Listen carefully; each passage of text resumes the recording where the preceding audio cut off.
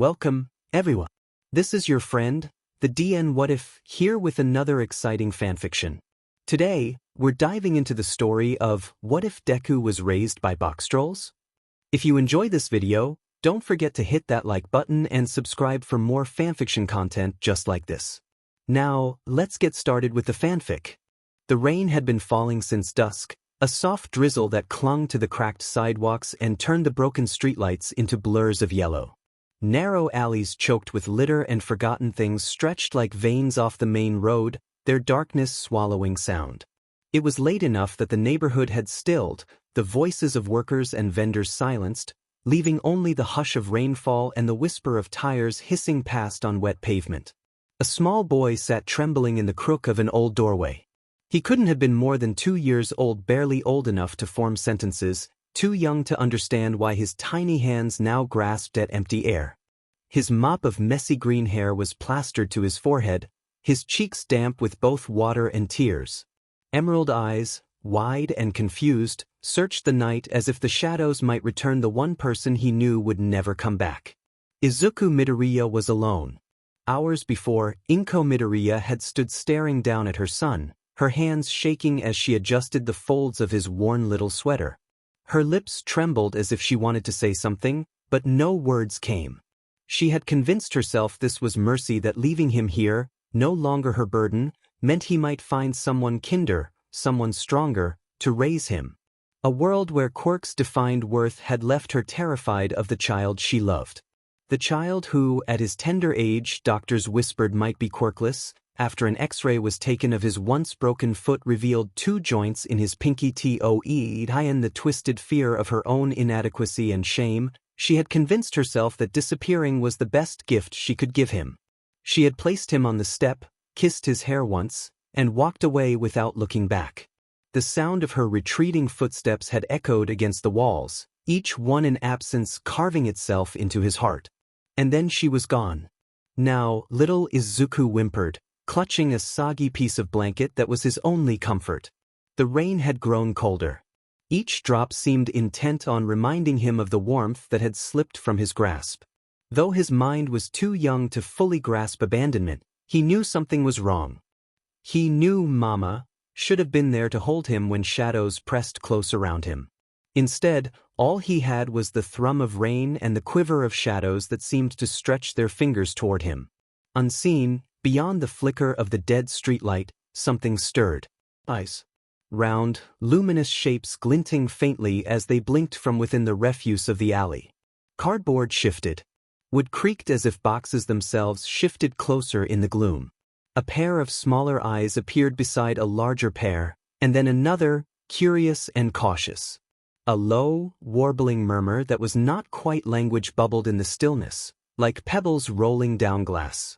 The child's crying had drawn them. Izuku, sniffling, hiccuped softly, his green eyes darting toward that sound.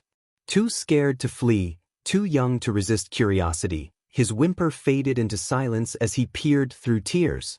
He thought he saw a shape square, jagged like a walking box. Then another behind it. Shadows carried them, box-shaped silhouettes slipping closer with delicate care, as if wary of being seen. The boy's lips trembled. "Damama," he whispered, though he did not lift his voice. He was hopeful, still clinging to the last shred of belief that the familiar warmth might return. But what shuffled closer was not his mother. What moved in the darkness was stranger, rougher, yet not cruel. Gentle murmurs traded between them, and a thin, clawed hand hesitated on the edge of the alley wall. They peered at the small, shivering child in the rain, their curious faces half hidden inside the safety of battered boxes. The Boxtrolls had found him. The night grew heavier, but so too did the watchful eyes. The city above carried on in ignorance, blind to the quiet discovery unfolding beneath its lamps. For Izuku Midoriya, barely 2 years old, the world had just veered onto a path his mother could never have imagined, and one shaped hands not human, but kind all the same. And as the rain continued in its thin, steady drizzle now, sliding down the cracks in the walls and dripping into the alley where the boy sat huddled, Izuku's small body shook from the chill, his damp curls clinging to his face as he whimpered softly to himself. Every sound seemed louder in the silence: the pattering rain, the creak of warped buildings, the faint rumble of far-off thunder. But there was another sound, one he didn't understand. A scraping on stone. The shuffle of boxes dragged across the wet pavement. His teary eyes widened when something moved just behind the cluttered trash bins. At first, his young mind believed it was a monster. Large square shadows shifted in a way that boxes shouldn't. They tottered closer, slow and stumbling, like shy figures learning how to walk. The shadows whispered not words, exactly, but soft, garbled murmurs that blended tones like gravel tumbling in water. Izuku shrank back against the wall, clutching his blanket tighter. Fear kept him frozen, but something about the sounds, so oddly gentle, lessened the sting of terror. The boxes moved cautiously, never stepping too close too quickly, as though they too were wary of frightening the small, trembling child. One shape stopped under the faint glow of a flickering streetlight. The box was crudely patched with labels from food tins and scrawled paint that had long since faded. From the neck of the opening peeked a wiry gray hand, spindly fingers flexing nervously at its side.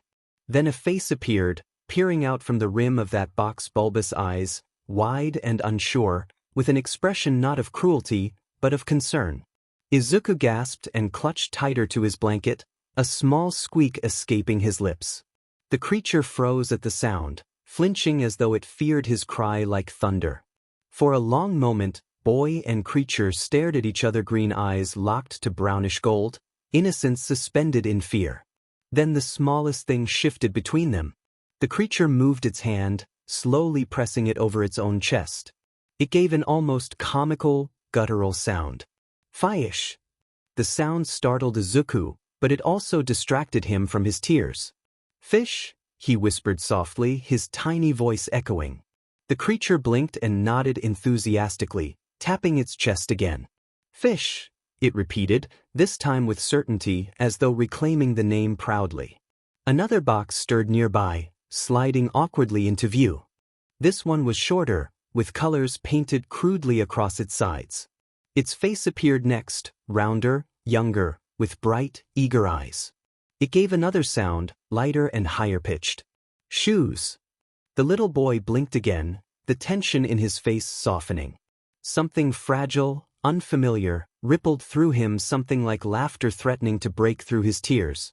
Fish, seeing the shift, tilted his head and made a soft, warbling hum, like a low lullaby drawn from the depths of a cave. He moved closer, one careful step at a time. When he extended one thin arm forward, his long, rough fingers trembled against the wet air. Izuku whined at first, pulling back. His instincts screamed to be careful. But as the rain numbed his tiny hands and the cold stole his strength, his gaze clung to those wide, expressive eyes. He saw no anger there. No greed. Just kindness. Tentative, crooked, and strange, but kindness all the same. With a quivering breath, Izuku released the death grip on his small blanket and allowed one hand to reach out. His palm pressed against those spindly fingers. Fish inhaled sharply, a surprised grunt echoing as though this simple act was unthinkably precious. Then his long arms scooped Izuku carefully from the wet ground, cradling him close against the rough, warm cardboard of his box. For the first time that night, Izuku rested his head on something other than stone. The other trolls closed their circle around Fish and the boy, stealing furtive glances down the empty alley. Their bodies hunched, ready to scuttle back into the underworld from whence they came. Fish whispered something guttural, and they nodded in unison. The child clung tightly to Fish as the Boxtrolls retreated into the shadows. The alley swallowed them whole. They disappeared beneath a loose metal grate, down into the moist, twisting sewers below where the thunderous world above would not find them. Izuku's tears had slowed by then. His eyes drooped with exhaustion as the strange murmurings of the Boxtrolls echoed like a lullaby in the tunnels. Nestled against Fish's chest, his final word before sleep slipped out in the smallest whisper. Fish! And deep in those shadowed tunnels, among the boxes and flickering lanterns, a forgotten boy found a new family. Though the underground world smelled of damp stone and old wood, a mix of rusting bolts, wet cardboard, and the faint sweetness of fruit rinds scavenged from above. It was home to the trolls, a secret labyrinth, built patchwork from forgotten gears, crumbling brick walls, and the endless ingenuity of its odd inhabitants. Lanterns made from glass bottles swung gently from pipes, casting wobbly circles of light across the cavern's floor. Fish carried little Izuku carefully through the maze-like tunnels, constantly adjusting his awkward, box-shaped body so the child wouldn't slip. The other trolls shuffled nearby, their mismatched sizes creating a strange but comforting escort.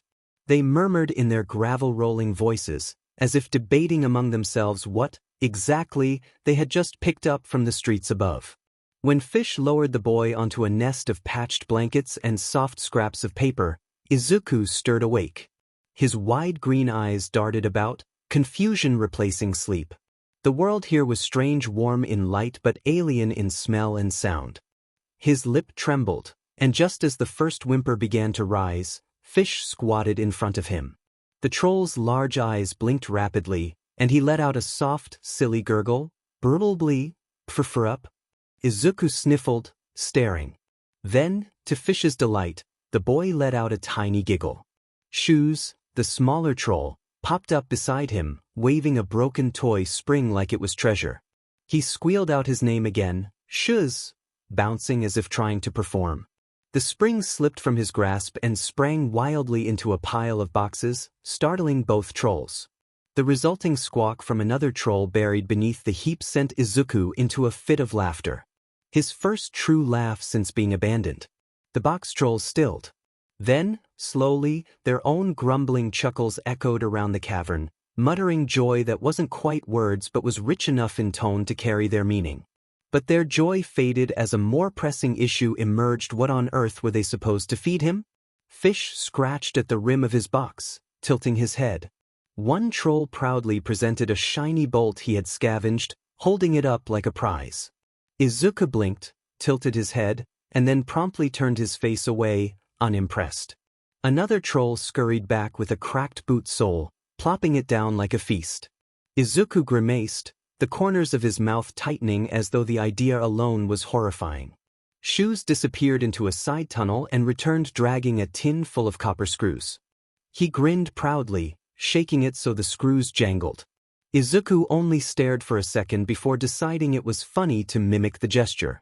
He picked up one screw, shoved it near his mouth, and Fish let out a panicked squeal, tossing the screw away in alarm. The trolls erupted into chaos. Trolls dove across the floor to scoop up every last screw, slipping and bumping into one another like clumsy guardians in a single-file panic. Izuku clapped his hands, laughing at the wild scene. It was Shoes, again, who finally solved the mystery by tumbling back with a bruised apple, scavenged from who knows where. The fruit was slightly squashed but still good. When the small boy took a bite, juice dribbling down his chin, the trolls collectively sighed in relief. As the night drifted on, Izuku began exploring his new cavern home with unsteady toddler steps. Each time he wandered too far, Fish's long arms scooped him back up, plopping him gently on a blanket. If Izuku grew tearful, a box troll would find something shiny or clunky, a spoon, a broken cog, a string of beads to distract him. They guarded him clumsily but carefully, wrapping themselves in protective circles every time a drip from the ceiling startled him. When sleep finally overcame the little boy's eyes, Fish watched him curl up into his blanket, breathing soft and even. The box troll tilted his head, his long fingers hovering uncertainly before settling like a shield around the child. The other trolls grew quiet too, falling into their boxes and curling against walls. For years, their lives had been simple scavenging, hiding, and surviving. Tonight, something shifted. Their world had changed, wrapped now around a fragile human child who, for reasons they couldn't explain, felt as though he belonged.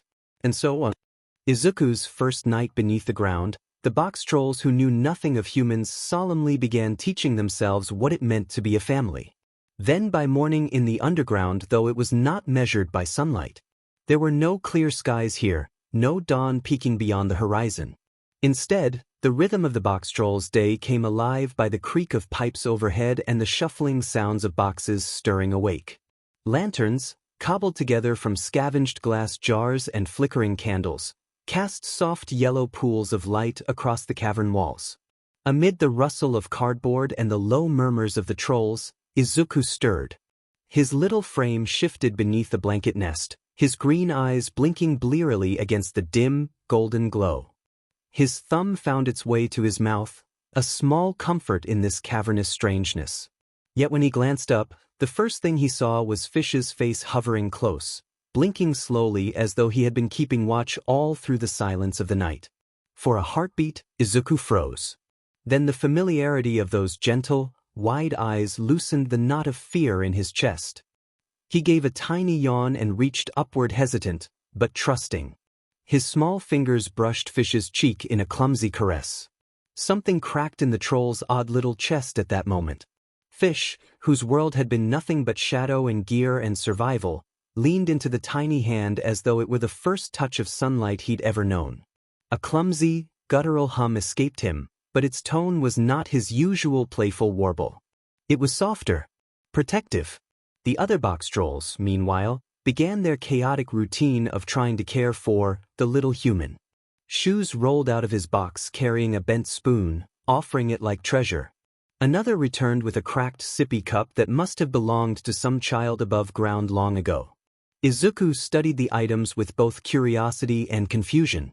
He giggled at Shu's triumphant pose, then waved the spoon as though it were a prized toy, sending the trolls into delighted laughter. But while the others found amusement, Fish became steadier in purpose. He took it upon himself to guide and guard the boy at every turn. When Izuku stumbled over a loose gear while toddling around, Fish's long arm flashed out to catch him before he could fall. When the boy grew restless from hunger, Fish searched relentlessly through nooks and piles until he unearthed scraps of fruit or half-loaves discarded by humans. Trolls were scavengers, masters of building from ruins, but now, everything Fish scavenged carried a new weight, a duty to someone far more fragile than himself. Izuku responded to this care with a loyalty only a child could give. When he grew frightened of a sudden clang in the tunnels, he scrambled instinctively toward Fish's legs, pressing his face into the coarse cardboard of Fish's box. When exhaustion pulled him back into slumber, it was always Fish whose shoulder he clung to, even as the troll awkwardly tried to tuck the boy more comfortably. Their bond grew through the smallest of rituals. Fish discovered that Izuku loved to mimic sounds, so he rumbled his name again and again, Fish. Each time, Izuku echoed, laughing when it came out as a high, lopsided, Fish. The cave would fill with Izuku's echoing voice and soft laughter, a song no troll had ever heard before. The others took notice too. Whenever Fish's arms were empty, Izuku would wander the cavern, but his green eyes always searched for one figure first. The box with faded labels. The large, patient eyes. The guardian who had lifted him from the rain. That night, as Izuku dozed off once more, Fish rested beside him. His long fingers lingered, gently brushing dirt from the boy's curls, adjusting the blanket around his shoulders. His protective hum filled the cavern, steady as an unspoken promise. In those warm, candlelit shadows, Fish was no longer just a scavenger. He was not merely a creature of forgotten places. No, he was something new. He was father. Izuku, barely old enough to understand what family meant, already trusted him as such, following without hesitation into the tunnels that twisted endlessly, a maze of damp brick, rusted pipes, and glittering refuse. And before Izuku knew it, the underground world had become a place of strange comfort, full of flickering lantern light, playful murmurs, and the steady presence of Fish. But even as laughter and safety took root, some restless part of him remained. His tiny eyes would often lift to the cracks in the ceiling where faint drafts whispered of something more. One evening, Fish carried him along on a scavenging trip. The big troll's gangly arms held Izuku against his chest, the boy nestled in the crook of the warm, rough arms. Their group shuffled through the tunnels until they stopped beneath a metal grate where pale s of light cut through the dark. From above came the sounds of the surface, footsteps ringing on pavement, a bicycle bell, the distant bark of a dog. Izuku stiffened. He had not heard such sounds in weeks, not since the night of the rain and loss. His wide green eyes fixed on the grate, flooding with curiosity. Reaching one hand through the bars, he whispered softly, almost reverently, "Dot up." Fish followed the gesture, blinking. His shoulders hunched instinctively, almost curling protectively around the boy. He let out a soft grumble, low in his chest. Hrum tn. The noise was serious, weighted a sound Izuku had come to recognize as warning. But the boy wriggled, pointing again. Up. For a moment, torn between instinct to hide and the fragile trust of the child in his arms, Fish gave in. Step by careful step, he rose up beneath the grate and peered through a crack large enough for them both to glimpse. The surface world was alive. Lantern-lit streets lined with little shops glowed in the twilight. Humans strolled leisurely, carrying parasols or groceries. Children not unlike Izuku ran past, chasing one another, their laughter sharp against the hum of city life. The clean air carried scents that were sharp and rich: sweets, food, flowers. Izuku's breath caught. His tiny fingers curled through the grate as though he might grab hold of the world itself. He gasped at the sound of children's voices, eyes riveted to their motions. "Play," he whispered, reaching. Fish pulled back instinctively. His heart thumped as if danger pressed already at the cavern walls. The other Boxtrolls crowded closer, their low, urgent mutters filling the air. They pointed at the humans above, tapping claws against their boxes in. A frantic rhythm. One troll, braver than the rest, mimed soldiers with outstretched arms, pretending to be caught, then slashed across his neck with a dramatic, mournful groan. Izuku flinched, but watched with wide eyes, trying to understand. Fish crouched low again, letting Izuku look into his large brown gaze. With an exaggerated shake of his head, Fish tapped at the grate, then pressed his hand protectively over Izuku's chest. A grunt, "Nu dichoin." Slowly, with gestures broad and deliberate, the trolls taught the boy their truth. Humans were danger. Humans searched for them, hunted them, treated them not as creatures but as monsters, mistakes of quirks gone wrong. To be seen was to invite capture, or worse. Izuku's green eyes filled with confusion. He shook his head, whined softly, and wriggled against Fish's hold. His gaze pulled toward the children again, so close yet impossibly far. "Play," he begged faintly, his voice trembling. Fish's long fingers cupped his small face, pulling his attention back down. He pressed his forehead lightly to Izuku's, grunting a slow, steady sound, a protective lull, a father's answer to a question too large for the boy to yet grasp. Izuku whimpered once more, but then, slowly, he buried his face against the troll's box. His small arms curled around Fish's neck, clinging tightly.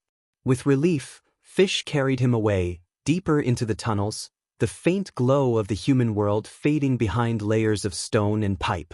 For Izuku, the glimpse left a permanent mark. The surface meant laughter, children, and sunlight. But for the Boxtrolls, it meant fear, danger, and loss. Between the two, Izuku would have to learn how to exist, both longing for what he could not yet have, and learning to trust the family that would not let him face it alone. The city above bustled as it always had, bright streets filled with neon signs, market stalls glowing late into the night, and the constant hum of voices blending into the rhythm of everyday life. But beneath all that familiarity, unease had begun to take root in whispers. "Something's down there, in the sewers." It had eyes, big glowing ones. "I swear I saw them staring back at me." No, those weren't animals. My buddy swore they were some kind of moving boxes, like a villain's quirk twisted out of control. Every retelling grew wilder. Dock workers murmured of shadows scurrying near storm drains. Vendors spoke of missing scraps and half-eaten fruit baskets left overnight. Stray cats bolted hissing from alleys where shapes shuffled in the dark. To those who knew nothing of what lay beneath, the pattern was simple enough. Something unnatural was lurking underground. And in a city where quirks defined life and law, something unnatural was always assumed to be a villain. At first, it was the civilians who passed the stories from mouth to mouth. Broken silhouettes, guttural whispers, hands that were too long to be human. Then shopkeepers filed reports. Then the rumors reached the police stations and, inevitably, the Hero Commission's desks. By the time the whispers made it into newspapers' small columns tucked on the side of the larger headlines, the words had taken shape. Sewer scuttlers, they were called. Monstrous villainous quirk beasts, rumored to snatch supplies and drag them into the underground. The pro-heroes who read the reports were divided. Some dismissed it as frightened citizens making legends out of shadows. Others furrowed their brows at the mention of children, rumors of strange cries mixed with the monster's sounds. If true, that meant danger of abductions, another reason to send heroes below. One hero in particular took notice. Eraserhead, underground hero Shota Aizawa, leaned against a weathered brick wall in one of the quieter neighborhoods as a patrol spoke nervously to him. His scarf rustled faintly as he glanced toward the open sewer grate at the end of the alley. "Big eyes, huh?" he muttered, his voice dry. "And boxes that walk around on their own." The patrol officer shifted awkwardly. "Normally I wouldn't bother you with superstition, Eraserhead, but people are starting to link it with missing property. Honestly, it's spooking the neighborhoods. Could be just a villain with a transformation quirk hiding down there." Aizawa's gaze dipped to the damp grates glistening with rain. An ache of discomfort stirred in his gut. In his line of work, anything persistent enough to worry civilians even when shrouded in rumor was worth his attention. "I'll look into it," he said simply, tugging his scarf higher as if to seal the promise. As he pressed into the shadows of the alley, the faintest sound drifted up from the drain below. A low, echoing murmur, followed by the tiniest, innocent laugh, softer, human. Aizawa paused mid-step. His black eyes narrowed. Down below, where Fish gently balanced a giggling Izuku on his shoulder as the other Boxtrolls scavenged from a pile of discarded candle stubs, the child's echo carried faintly through the pipes out into the world that was already branding them monsters. And with those whispers spreading faster than fire, the walls between the underworld and the surface were growing thinner by the day. And the laugh faded back into the pipes, swallowed by dripping stone and the dull rush of underground water. But it echoed in Aizawa's ears long after. He stood motionless in the alley, scarf drifting faintly in the salt breeze from the streets. To anyone else, the sound could have been explained away, a trick from echoing storm drains, a cat's distorted yowl. But Aizawa's instincts itched. Years of chasing quirk users who thrived in shadows had honed him to listen closer when others dismissed. He crouched over the grate, hair shading his eyes, listening.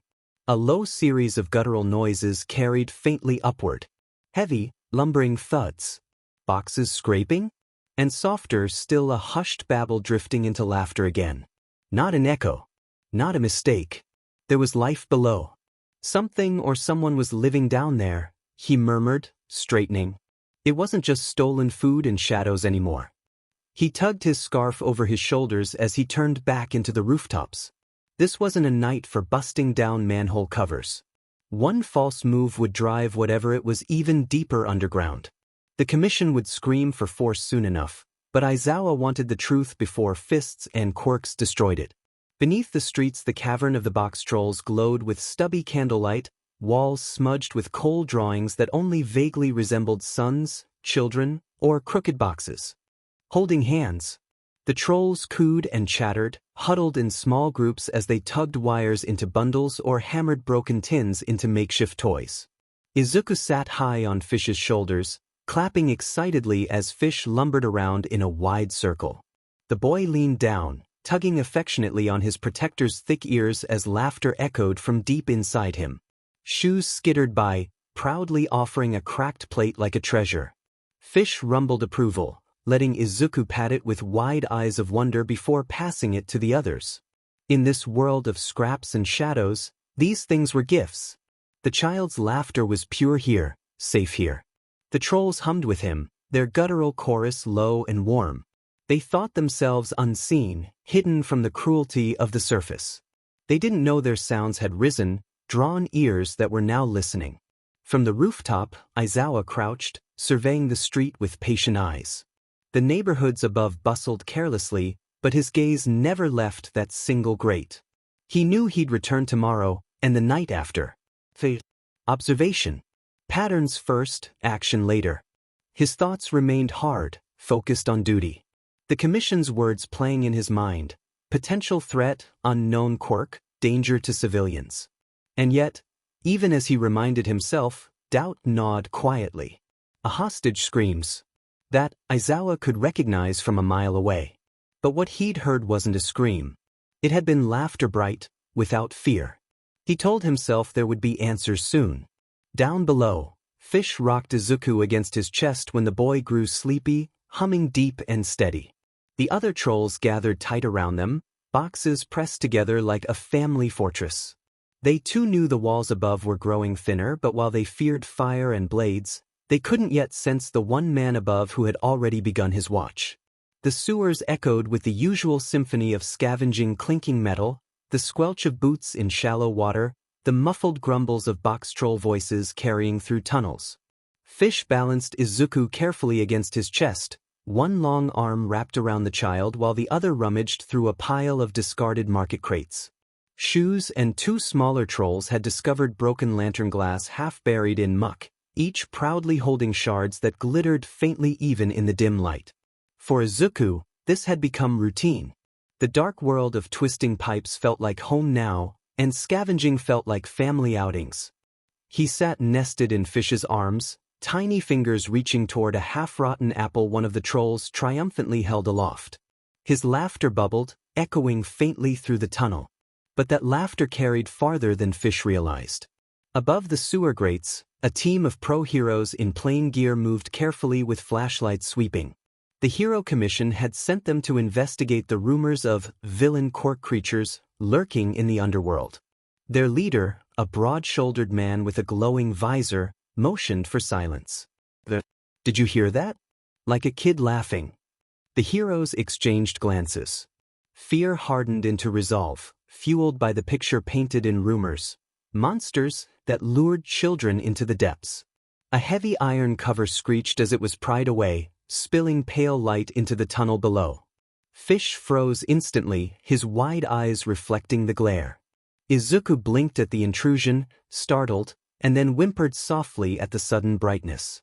Over there, one hero shouted. I see movement. They've got a child.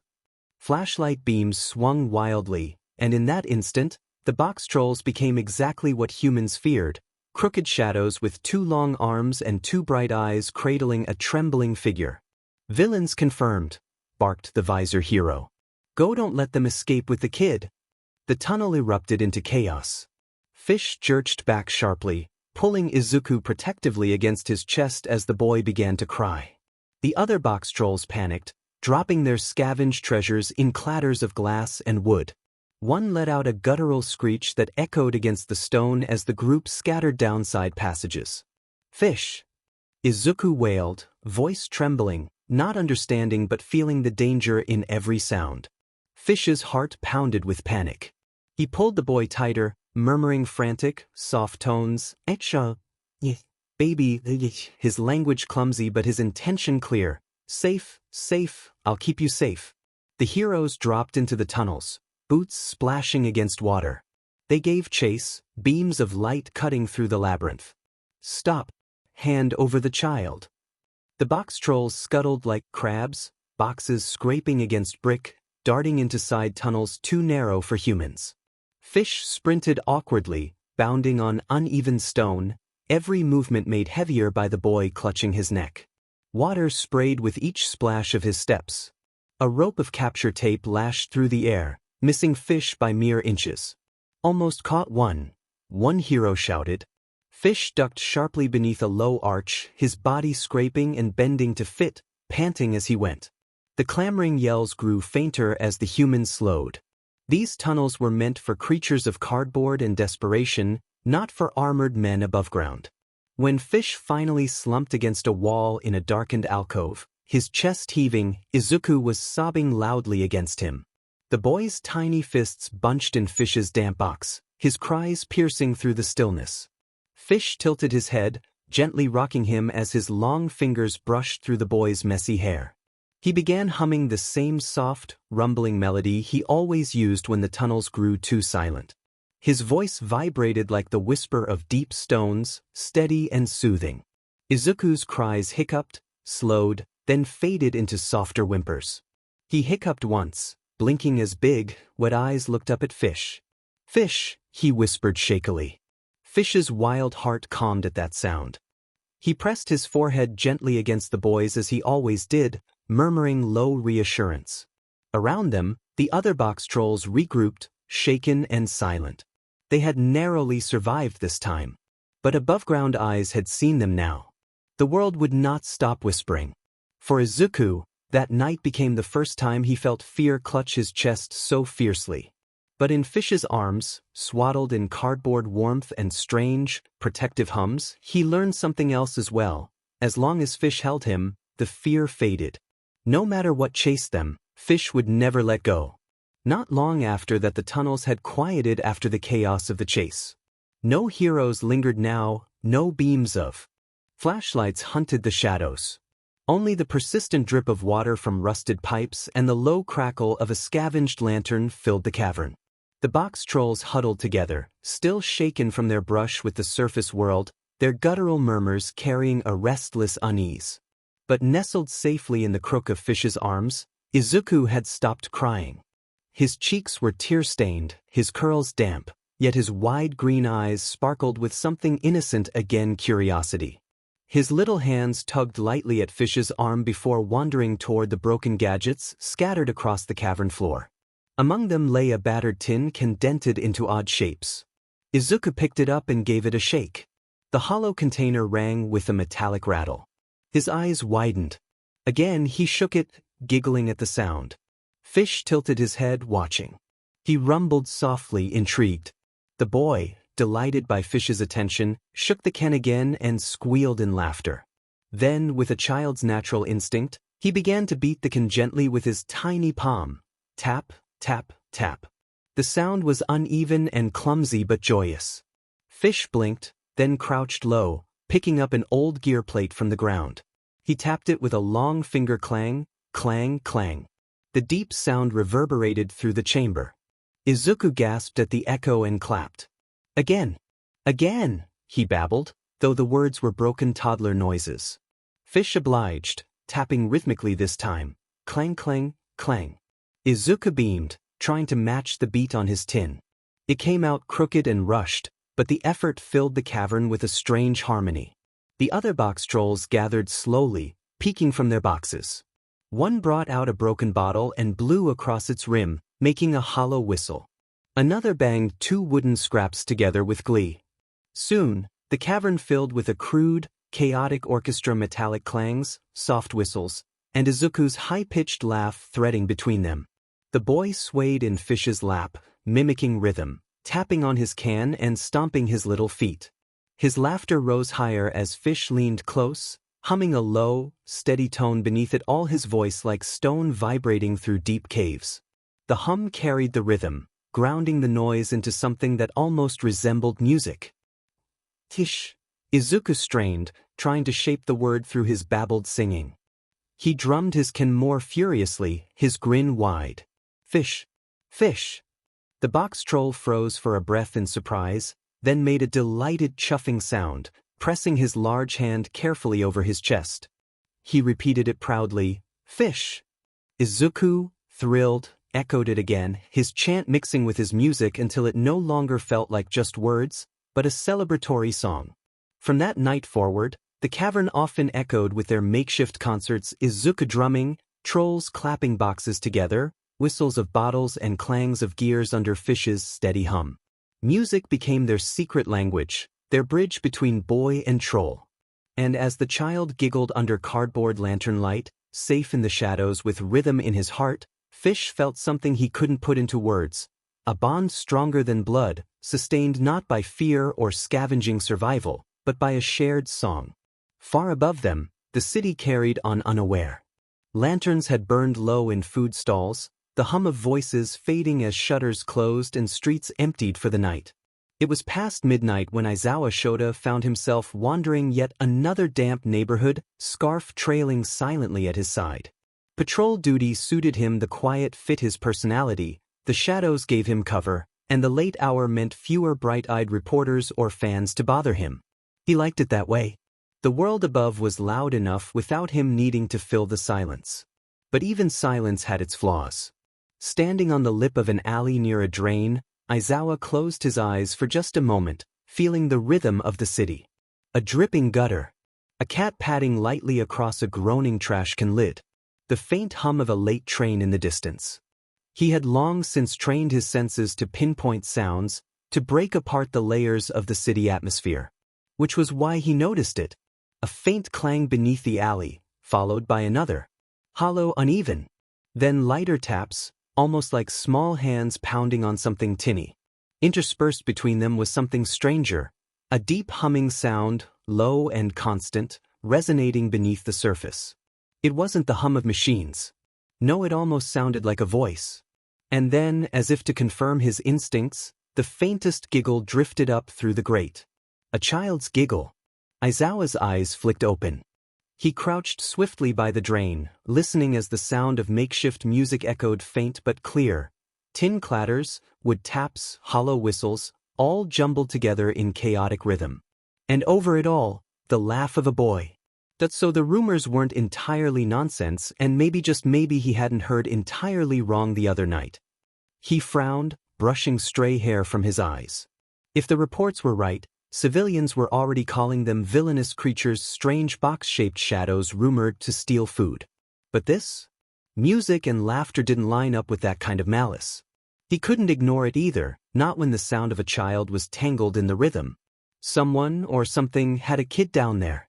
Aizawa stood, his scarf dragging as he moved deeper into the alley, tracing the source of the music through side streets.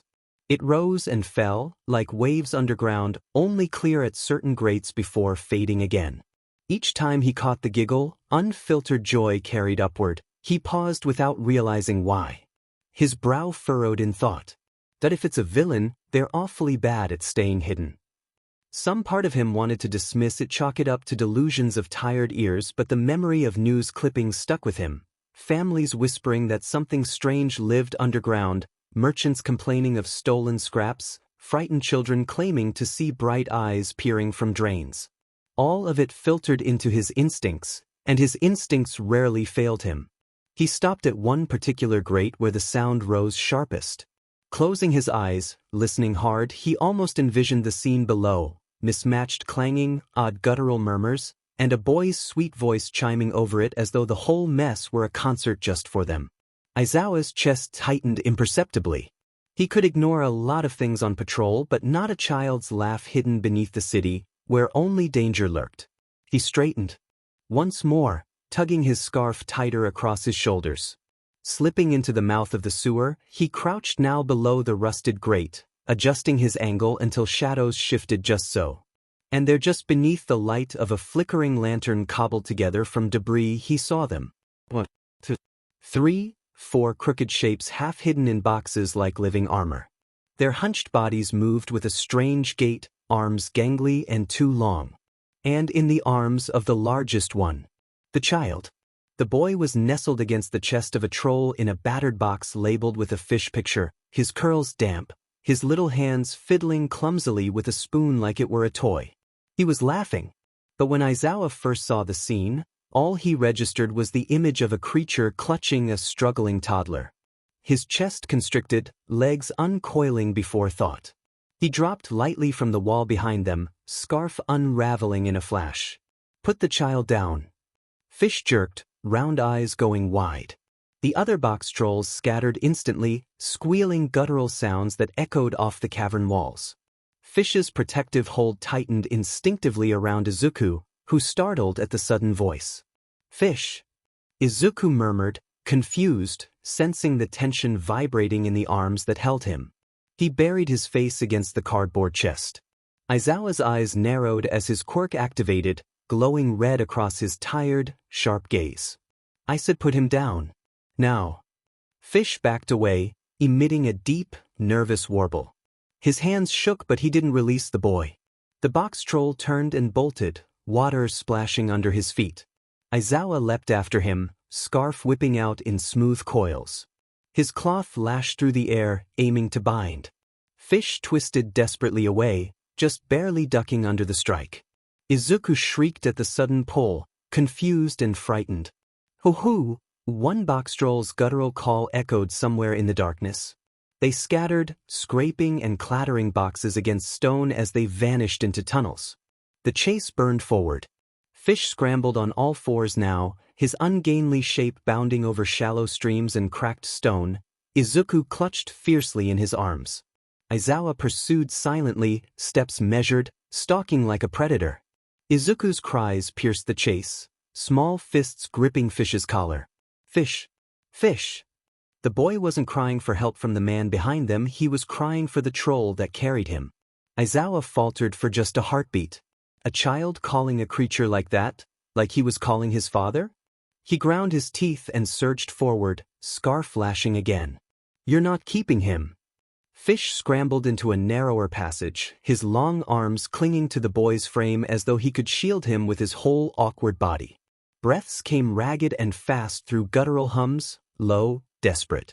The grates behind them reopened to silence until finally, after a frantic sprint through twisting tunnels, Fish and Izuku slipped into a hidden chute barely wide enough for their box-shaped bodies.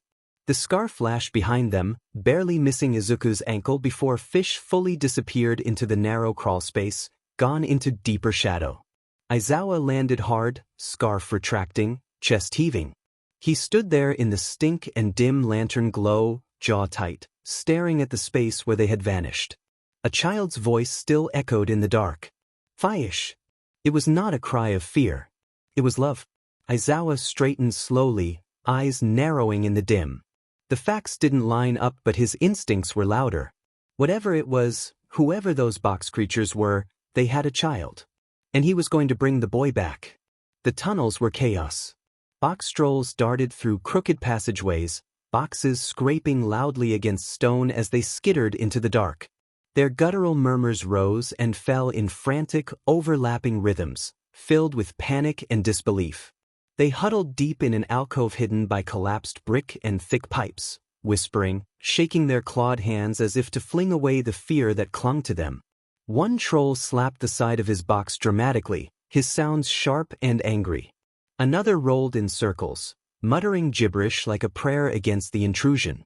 Every one of them had seen the shadow of the man above, hair wild, eyes burning red, and had known instinctively what he was: a hero. The kind that hunted creatures like them. In the middle of the chaos, Fish sank against the wall, Izuku trembling in his arms.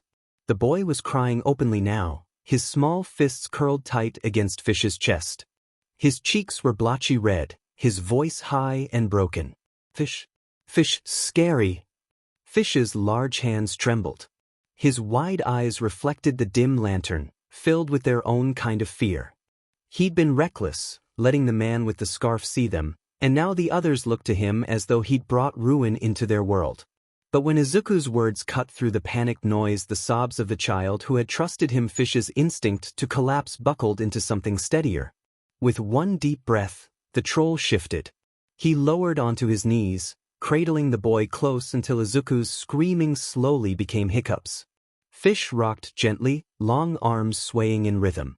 His chest vibrated with the same low hum that had comforted the boy before. Safe, safe, safe. At first, the boy resisted.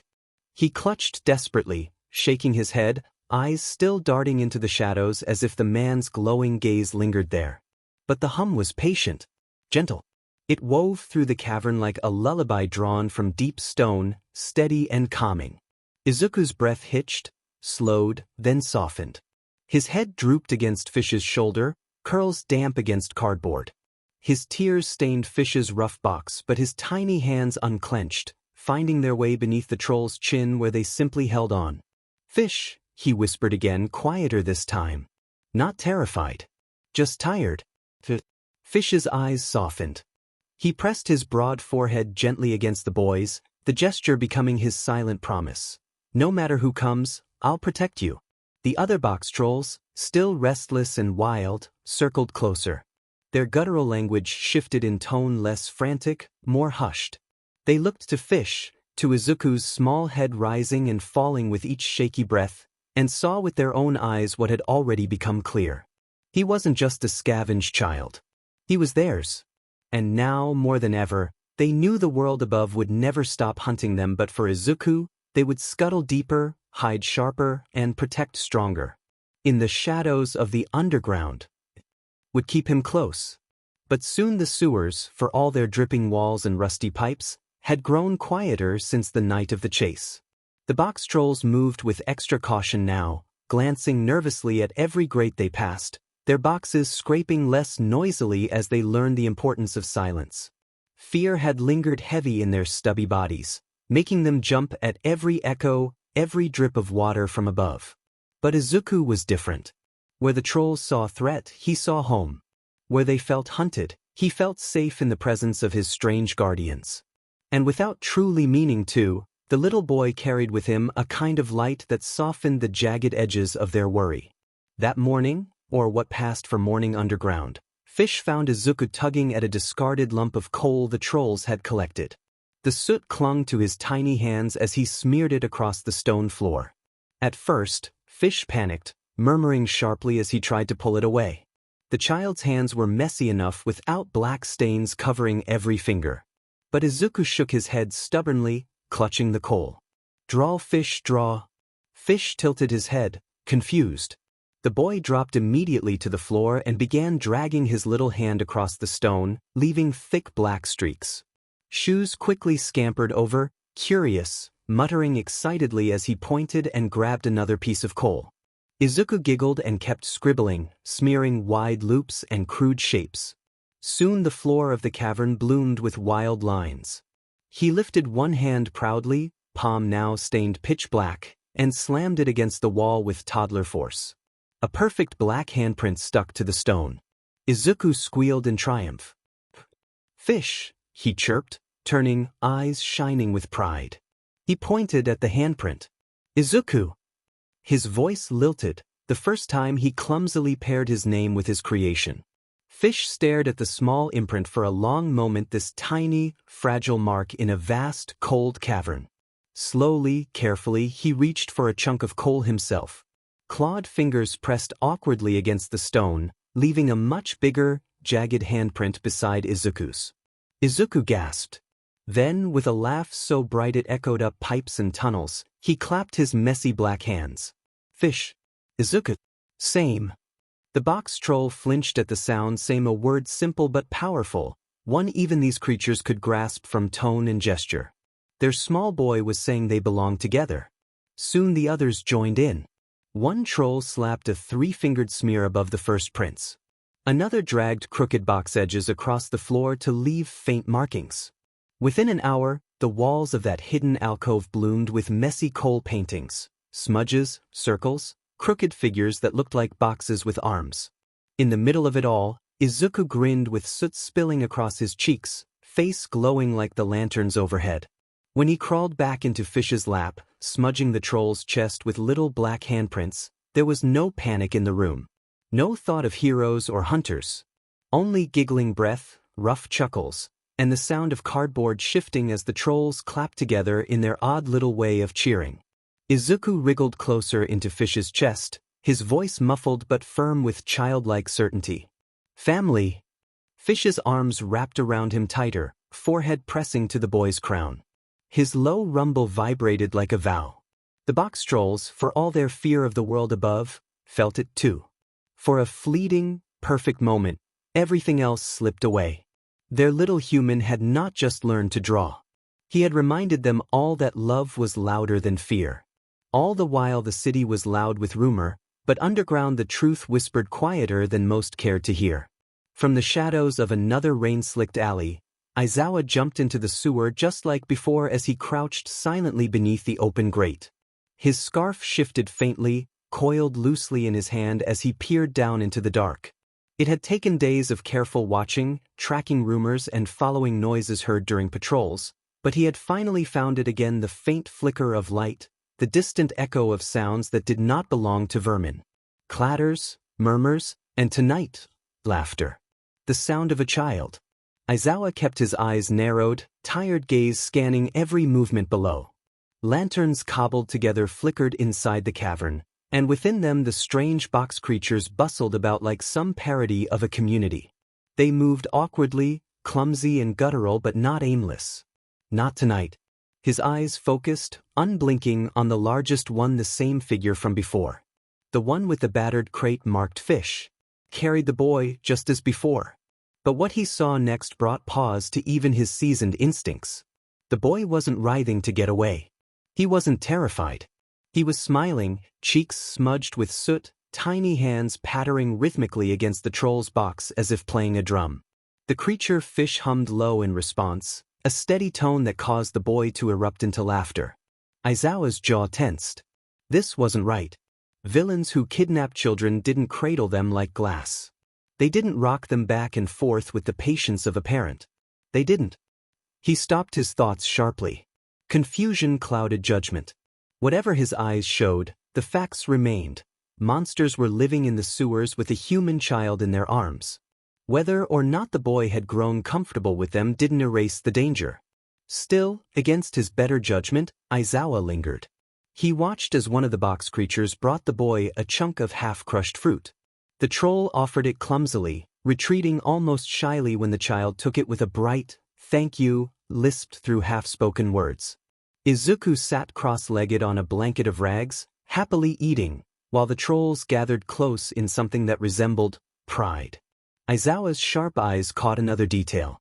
The walls nearby were covered in smudges of coal, tiny handprints, crooked markings, childish drawings mingled with larger hand-shaped prints clearly not human. He tilted his head slightly, dark hair falling into his face. They weren't just hiding with a stolen child, they were living with him. Raising him, in their own strange way. Aizawa exhaled slowly, lips a firm line. For a flicker of a moment, he remembered his own youth, lonely, hardened too early, misunderstood even when he tried to do right. That memory sat sour in his chest as he looked at the boy pressing his tiny hand into the palm of the troll, both clutching each other like lifelines.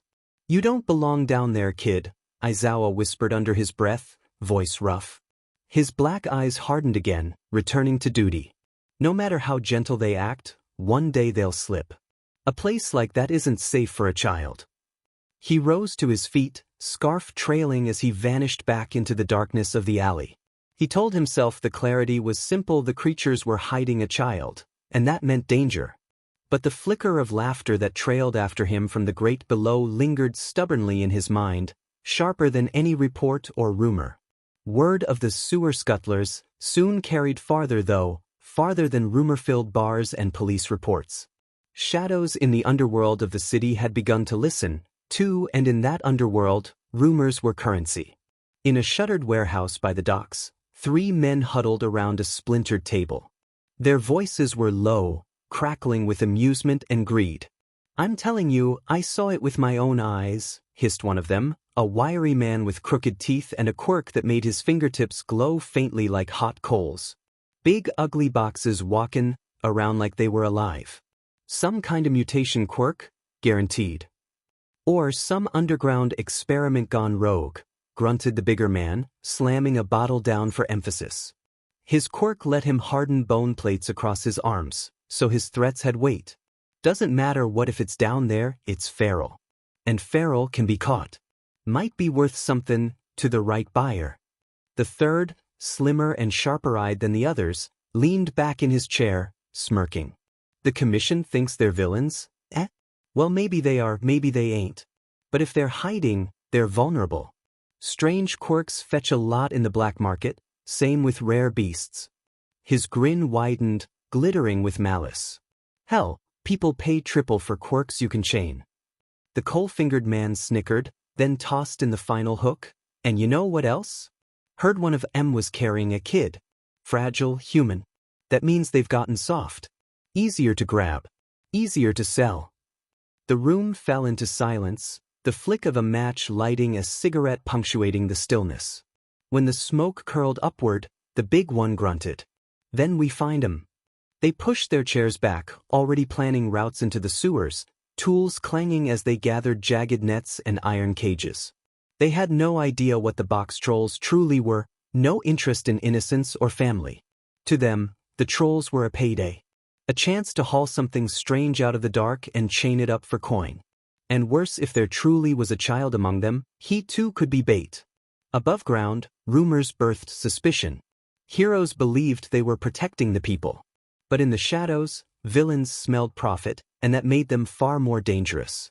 Deep below, unaware of the plans brewing overhead, Izuku giggled as he teased Shoes with a string of beads, tugging until the smaller troll flopped dramatically to the floor.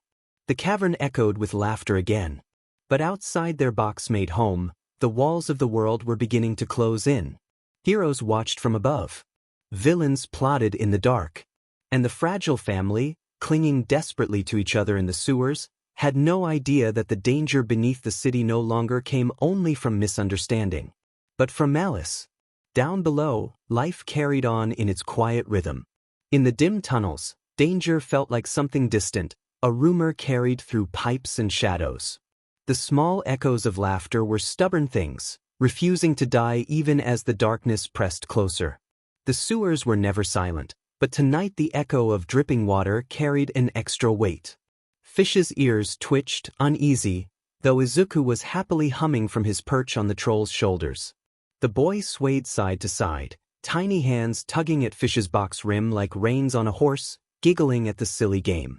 Shoes scuttled behind them, dragging a shiny saucepan like newfound treasure, while two other smaller Boxtrolls played tug-of-war over a bent pipe. Life underground often returned to this rhythm: scavenge, play, survive. But Fish's eyes flicked warily toward every shadow. Something felt wrong. They weren't the only ones in the sewers tonight. From deeper in the pipe system, nets slithered across the ground like metallic snakes. Heavy boots splashed into shallow water, and gruff voices echoed faintly. "Spread out. They'll be close. Remember, the little ones, the leverage, grab him first." Fish stiffened. A guttural alarm trill vibrated deep in his chest. The Boxtrolls froze.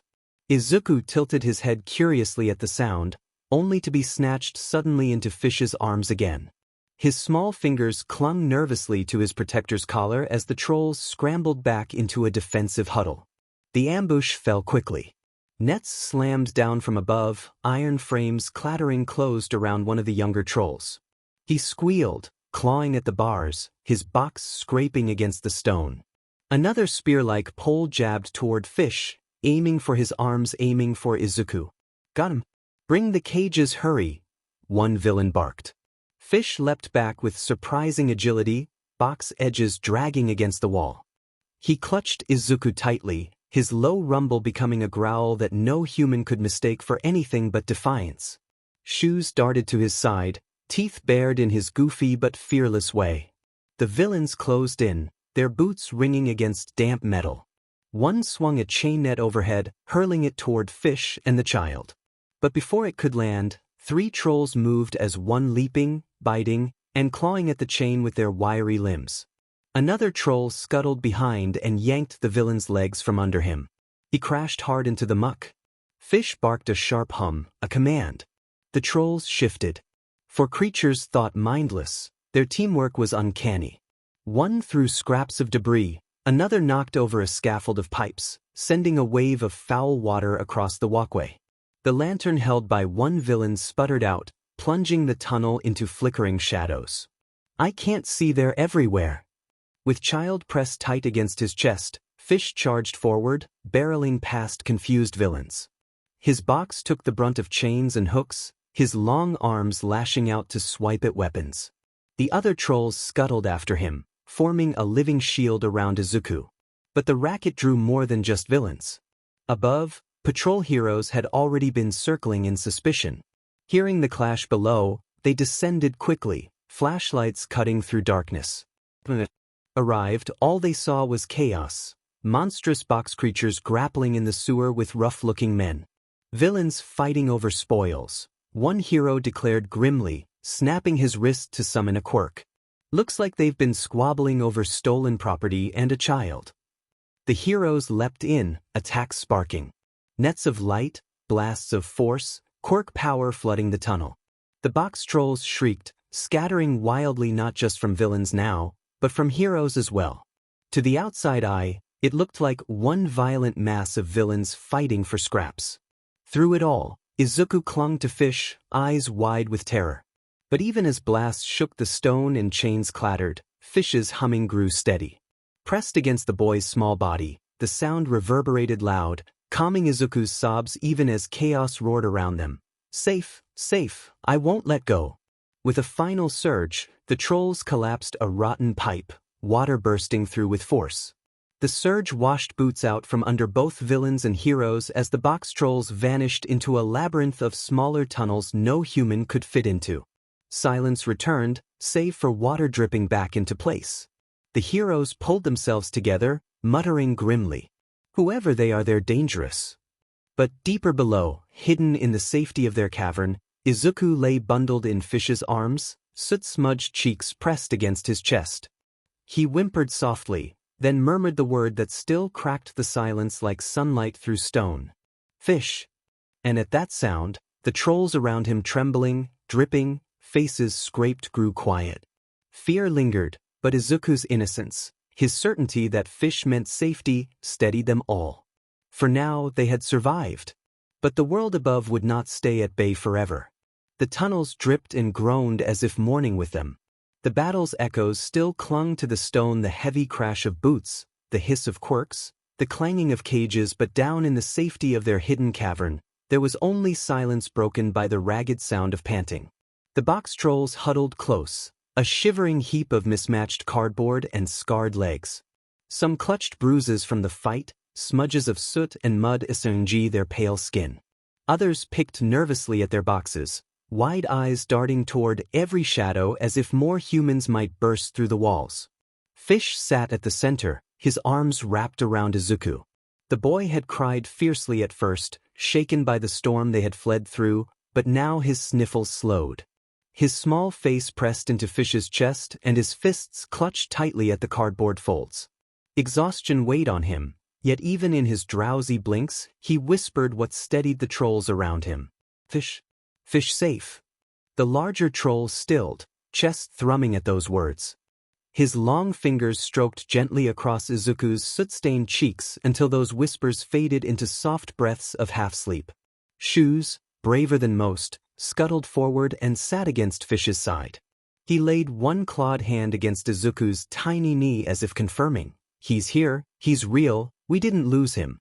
Soon other trolls pressed closer too until the cavern center became a tangle of boxes stacked protectively around their boy. Together, they breathed. Together, they let the silence fall like a shield.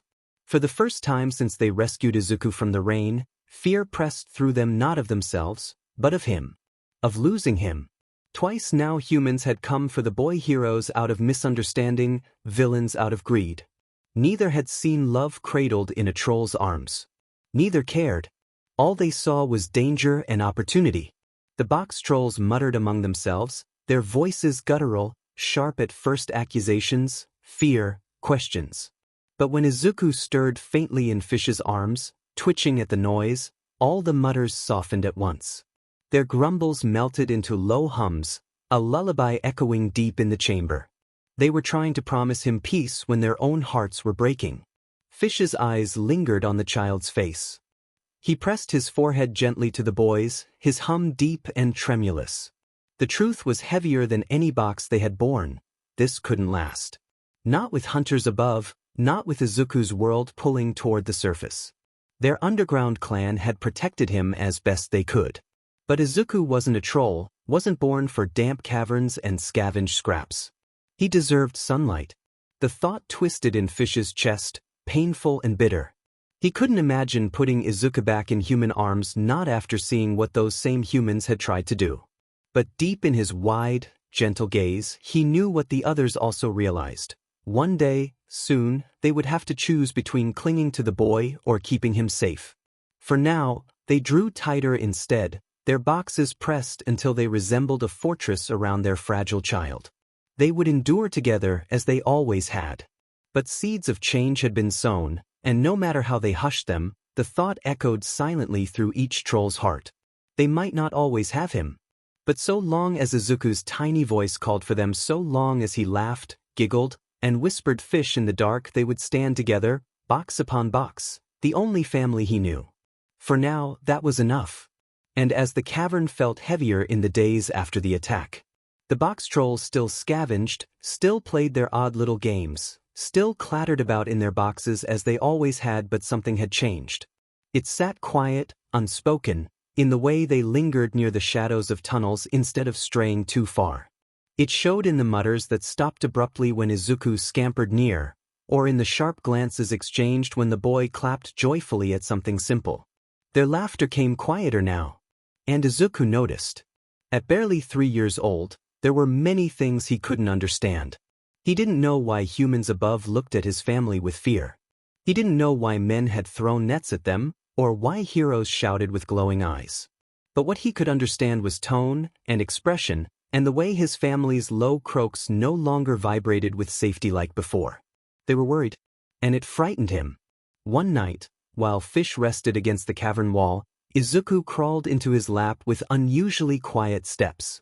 He carried a scrap of stringed beads the trolls had given him, but he didn't play with it. Instead, he curled against Fish's chest and whispered softly, words cracked with toddler worry. "Fish, no go." Fish blinked, startled. He tilted his head, waiting for Izuku to continue. The boy clutched at the rough edges of the troll's box, his wide green eyes shimmering.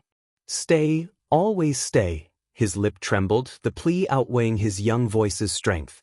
Tears began gathering in his eyes, spilling down his cheeks as he repeated it desperately. "Fish, stay. Family, stay. Not leave, baby, don't go." His sobs echoed through the cavern, small and broken. The Boxtrolls froze from every corner, their bodies stiff with shock.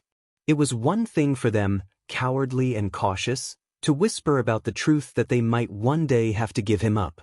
But to hear the boy himself, barely beginning to grasp words, beg them not to leave him, that shattered them in an instant. Fish's hands shook as he gathered Izuku up, pressing the small boy into his chest. He hummed, low and shaky at first. Then steadier, louder, his arms curling around Izuku as if he could shield him from even the thought of abandonment. Shoes scuttled closer, trying to pat at Izuku's shoulder clumsily until his small hand was buried beneath claws bigger than himself. Slowly, one by one, the other trolls encircled, creating a cocoon of boxes around the sobbing child. Izuku hiccuped, still trembling, but when he looked up, he saw every pair of wide, odd eyes staring at him not with fear, but with devotion. As if his tears had reminded them of something they already knew, that to him, they weren't strange creatures or monsters. They were his parents, his siblings, his family. Fish tipped his head low until his wide forehead pressed gently against Izuku's crown. His hum deepened, echoing with every troll joining in. The sound vibrated through the cavern like a promise, not just comfort. "We will not leave you. Not now. Not while you need us." Izuku's sniffling softened as the chorus surrounded him. His small eyes blinked wearily, but even as sleep claimed him again, his fists never released Fish's box. His final words, whispered on a sigh, pierced into every troll's heart. "Stay, family." When his breathing grew steady, the trolls exchanged looks. They knew the truth hadn't changed. The surface still hunted them. Izuku couldn't belong here forever. But as their boy slept warm between them, they clenched their claws and bowed their heads. They weren't ready to let him go. Not yet. For now, they would bear the danger. For now, they would keep running, keep hiding, keep protecting. Because where there was Izuku, there was their family. Shota Aizawa was not a man prone to hesitation. Heroes survived through clarity, through the ability to cut through noise and act decisively, even in the strangest of situations. But something about the whispers under this part of the city, the laughter, the music, the contradictory scenes he'd witnessed left him unsettled. It was supposed to be simple. Villains in the sewers. Creatures kidnapping a child. Bring the boy back. And yet, tonight he crouched low along a narrow rooftop, letting the humid evening air cling like a second skin. His tired eyes tracked the faint glow that rose from the storm drains below, the flicker of makeshift lanterns embedded where no lanterns should exist. The noise drifted to him again. Low guttural hums, the faint clang of some scavenged instrument, and the sharp, clear sound of a child laughing. That laugh didn't fit the narrative he kept telling himself. Slipping into the alley, he peered through the grate, letting his gaze adjust to the gloom beneath. There once again, the box creatures gathered. Large, looming, their bodies hunched and clumsy. He could still feel the weight of public fear whispering against his instincts. Villainous quirk beasts, monsters in the dark. But then he saw the boy. The child, a tangle of green curls and wide eyes, was giggling uncontrollably as he dragged a lump of coal across the wall, smearing crooked marks into the stone. By his side crouched the largest of the box creatures, the one marked Fish, watching the boy intently. When Izuku lifted his tiny hand to show a messy black palm print, the creature pressed its own massive hand next to his. The wall bore two prints side by side, one small, one monstrously large. Izuku squealed with delight. Aizawa's throat tightened unconsciously. This wasn't the image of a captive child. The boy wasn't cowering or begging for rescue. He was seeking their praise. He was happy. The strange creature bent its forehead down to his, humming softly as the boy leaned in without fear, wrapping his little arms around its chin. The sound that followed was not monstrous, not to anyone truly listening. It was the sound of family. Aizawa exhaled slowly, tension caught between instinct and observation. "What are you?" he muttered under his breath, eyes narrowing. He told himself again that none of this changed the facts. The child wasn't where he belonged. The creatures weren't human, weren't safe, and no amount of strange tenderness they showed could erase the threat they posed to a boy's survival. That child deserved sunlight, safety, a guardian the law could see. But as Izuku laughed again, clapping his coal-stained hands while the trolls grunted happily in response, Aizawa found himself staring too long, his certainty thinning by degrees. Monsters didn't inspire joy like that. Monsters didn't get called family. Straightening, he slipped back into the shadows, pulling his scarf closer against his shoulders. His jaw tightened with the decision still pressing in his chest. "They may care for him," he whispered harshly, trying to steady the fault line in his conviction. "But that doesn't mean they're what he needs." And yet, deep down in the quiet part of him he rarely confronted, the thought lodged like a splinter. If they truly meant harm, why was the boy smiling? The shadows swallowed him again, but the uncertainty followed him all the way home. By the next night the sewers were restless. The sound of rushing water from the upper drains roared louder than usual, masking footsteps and voices. To the Boxtrolls, it should have been the perfect cover for scavenging. They shuffled through the pipes, their boxes scraping rhythmically on stone, collecting scraps of wire and rusted tins into little piles. Fish carried Izuku as always. The boy had grown used to these late-night outings, his tiny arms draped lazily around Fish's neck, his head turned with wide, curious eyes toward every dripping sound. From his perch, the tunnel seemed like an endless adventure. To him, night only meant family was together. He giggled softly when shoes tripped over a pipe, sending sparks of laughter echoing through the hollow dark. But the laughter was what betrayed them. Down here came a voice, calm, low, controlled. The Boxtrolls froze as shadows shifted at the edge of the passage. Fish spun instantly, clutching Izuku closer against his chest. His wide eyes caught the flicker of a scarf unraveling like a serpent across the stones. Shota Aizawa stepped into the tunnel. His eyes glowed faintly red in the dim as his hair floated around his tired face, every inch of his body purposefully measured. "Put the child down," he said, voice even, but heavy with command. The Boxtrolls shrieked in alarm, scattering to press their bodies against the walls or huddle into their boxes like snapping turtles. Shoes scuttled to Fish's side, arms outspread as if his small, wiry frame could somehow defend both Izuku and his leader. Izuku blinked, startled by the sudden shift of tension. He blinked up at Aizawa with wide, wet eyes, then buried his face against Fish's chest with a whimper. Aizawa's eyes narrowed. "That child doesn't belong here." Scarf poised, he prepared to strike, but then Fish moved. He didn't brandish claws or teeth. He didn't lunge. Instead, the troll hunched low on his knees, curling protectively around the boy. His long arms formed a shelter, his box scraping against the floor as he leaned into a defensive posture that screamed not of violence, but of fear. Izuku let out a choked cry that silenced the cave. "No. Fish safe. Fish." Aizawa faltered. Just for a moment. His scarf hovered, taut, every instinct screaming to react, but his rational eyes, trained to catch lies and manipulations, saw none in this scene. The creature before him wasn't holding a hostage. He was shielding a child. His gaze sharpened, confused. The boy's tiny hands clutched desperately at the troll's rough box, as though letting go of Fish was more terrifying than the hero looming overhead. "Why?" Aizawa muttered under his breath, his voice low. "Why would you protect him?" Fish, of course, gave no answer. He merely pressed his massive forehead gently against Izuku's crown, humming in that familiar low vibration that instantly calmed the child's sobs back into hiccups. Shadows and silence thickened as the Boxtrolls huddled closer, united, none daring to attack, their alarm muted into trembling but steadfast unity around their boy. Aizawa stood frozen longer than he should have. He could strike. He could bind the creature, take the boy, and end the confusion here and now. Yet his legs stayed rooted, dragged down by the odd, undeniable truth before him. Nothing in Fish's posture read as villainous. Nothing in Izuku's tight grasp suggested captivity. Nothing except the law demanded these two be separated. Finally, Aizawa's scarf recoiled slowly, sliding back across his shoulders.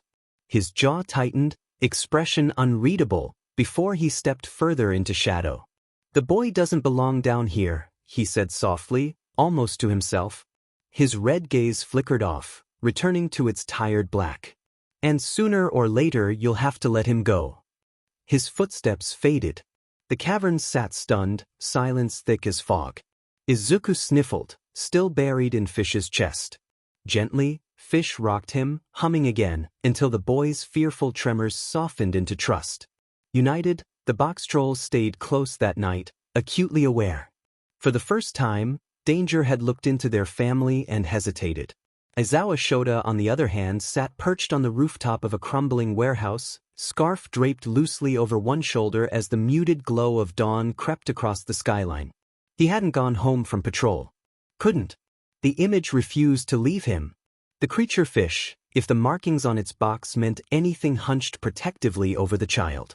The boy crying, but not away from the monster, toward it.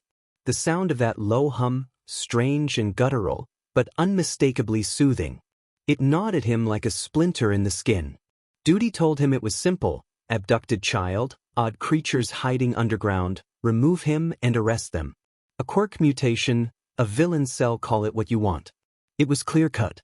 But instinct, the same gut that had saved him countless times on the job, told him something uglier. Things weren't that simple. He'd seen fear in monsters before. He'd seen greed, cruelty, rage. But in Fish's eyes, in the trembling of those long hands wrapped carefully around the boy, he hadn't seen villainy. He'd seen something human. Human in a way that made his chest ache. Aizawa rubbed the bridge of his nose and muttered under his breath, "Do mean it?" He would go back. He had to. Not just as a hero, but as someone who needed to understand. Meanwhile, deep underground, the Boxtrolls stirred slowly into their strange semblance of life. The aftermath of the encounters with both villains and heroes had left them cautious, quieter than ever. Some refused to stray far from the cavern. Others scavenged in shifts, darting through abandoned pipes like startled fish. Fish, more than any of them, bore the weight. Izuku wriggled in his lap with bright energy, humming nonsense to himself as he mimicked Fish's own deep tones. The child was growing quickly, words came easier, his awareness sharper, his curiosity impossible to contain. When he tugged on Fish's scarf of scraps and asked, "Up, sky?" with big expectant eyes, the troll's stomach twisted. He responded with a soft grumble, stroking the boy's hair, but the truth was harder to silence each day. Coal-smudged walls and scavenged toys could not replace sunlight or human teachers. A child like Izuku was not meant for sewers forever. The other Boxtrolls tried to help in the only ways they knew. Shoes laid out broken utensils, teaching Izuku to sort big from small, with dramatic claps when he got it right. Another troll demonstrated how gears spun, coaxing laughter when the boy made them wobble instead. For Izuku, these were games. For the trolls, they were desperate approximations of parenting. But the truth lingered in every corner: Izuku's cough when the sewer damp grew heavy, his pale cheeks in the half-light, the way he looked not at boxes, but at the cracks above where glimmers of the sun sometimes pierced through. Fish felt it the hardest. When Izuku pressed his coal-stained hand to Fish's broad chest and cooed, "Family," the troll's heart swelled with warmth and splintered with pain. He hummed back, curling protectively around the boy, but inside, ache hollowed him out. He wanted nothing more than to keep Izuku forever, to shield him, to raise him, to never let him out of arm's reach. But he knew. The boy was not a troll. He belonged to a world above that would never accept Fish. A world that wanted Fish destroyed and Izuku rescued. Fish cradled the boy as he drifted to sleep, humming until Izuku's small breaths settled steady against his chest. His eyes, large and sorrowful, stared upward where the pipes opened into cracks. The song he hummed trembled with a grief no words could hold. One day, this can't last. Above ground, Aizawa rested in that same dawn light, jaw tight, staring down into the drains. Below ground, Fish rocked Izuku gently, heart breaking at the truth he couldn't escape. And between them, invisible but inevitable, the line between family and duty blurred further than either could admit. The Boxtrolls had crept higher in the tunnels that night, scavenging from the refuse of market stalls and tossing scraps. Fish carried Izuku close, always close, his oversized arms wrapped around the boy even as the others darted and shuffled boldly. The grates above this part of the city opened into a quiet street where late dusk faded into lamplight. Through one of those grates, light spilled down warm and golden. And with it came the sound that froze Izuku in Fish's arms. Laughter. Not his own, not the trolls, not the strange cavern music they'd made together. The sharp, ringing laughter of children playing. Izuku pressed forward in Fish's grasp, his little face squished to the bars of the grate as he tried to see. Through the narrow slits, shadows danced, boys and girls kicking a ball across the cobbled road, shrieking in delight when it bounced high, tumbling into one another with carefree grins. Their shoes clattered loud, their voices pure. Izuku's eyes widened, lips parting in unrestrained wonder. His little hand reached instinctively upward through the grate. "Fish, play?" Fish's heart lurched. He pulled Izuku back immediately, clutching him tight before the boy could cry out louder. His eyes darted across the street. No one looked their way, but shadows always traveled fast. His rumbling hum came low, firm, meant to be final. And Izuku shook his head, tears pricking his eyes. "But, kids, me." His tiny fists pounded against Fish's box with a frustrated thud. "Baby play. Baby too." Fish's arms trembled as he rocked back into the shadows. His gaze stayed locked on the grate even as low groans of alarm rippled through the other trolls. He knew the truth, Izuku belonged up there. Continuing to keep him here was selfish, dangerous. But letting him go meant watching his boy walk into a world that would never understand what Fish was. Izuku sniffled, burying his face into Fish's chest. The troll's heart ached at the boy's muffled sob, "Baby, not same." Above, the world churned with its own rising tension. Reports of villains in the sewers grew louder every day. The Hero Commission, tired of whispers stretching too long without action, had begun tasking patrols with active sweeps into deeper tunnel systems. Aizawa, conflicted though he was, felt the noose tightening. If he didn't act, louder, harsher other heroes soon would. And in darker corners still, the villains who had failed to catch their beasts the first time liked their wounds and schemed. "They're worth a fortune if we get them alive," the sharp-eyed leader muttered, unfurling cages reinforced with steel. "This time, we don't go in light. This time, we flood the tunnels. Smoke, nets, chains, they'll have nowhere left to crawl." Both hunters prepared to descend heroes out of mistaken duty, villains out of greed. All aimed their sights on the strange, scavenged family beneath their feet. Fish lingered beneath the grate long after Izuku quieted in his arms. His eyes followed the tiny shadows of children on the street, flickering under lantern light. And though he shook his head in warning again and again, a dread grew heavy in his chest. If the humans above were closing in, if Izuku longed for them as desperately as his tearful hand reaching through the bars, how long before Fish lost him forever? Fish pressed his forehead against the boy's, humming again despite the ache in his chest. Izuku relaxed, lulled by the sound, but above them children's laughter echoed, still proof of another life that belonged to him. For the first time, Fish admitted to himself the truth he'd been humming around for weeks. Hiding would not protect Izuku forever. And the choice whether to risk everything or lock down deeper would soon tear their fragile family apart. But then one day, Aizawa paused at the end of his alley patrol, footsteps soft over damp cobblestones. He'd stopped here every evening for the past week, a faded paper bag warm in his gloved hands. The alley was home to several stray cats, skittish creatures, rough around the edges, much like the city's forgotten children. Sometimes he brought scraps of chicken or fish. Sometimes just dry kibble and gentle words. The cats would slink out, eyes reflecting the distant glow, their guarded trust slowly melting into hesitant purrs. Tonight, as Aizawa knelt to pour fresh water into a battered dish, he let his mind wander. The feel of the city above was tense, like storm clouds heavy and waiting to break. His hand lingered on the back of a tawny kitten as it crept close, emboldened by his stillness. He stroked its fur in slow, thoughtful passes, and for a fleeting moment, the world felt simple. He hadn't realized the Boxtrolls were there watching in silence from the grated mouth of the storm drain.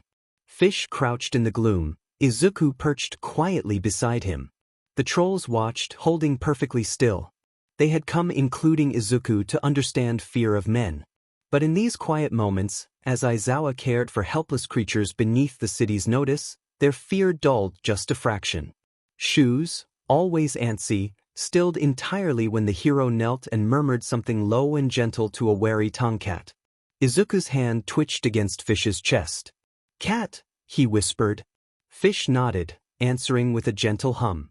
The trolls saw in Aizawa's actions a strange echo of their own, the careful tending, the refusal to harm, the way his voice was soft with the weak and wary.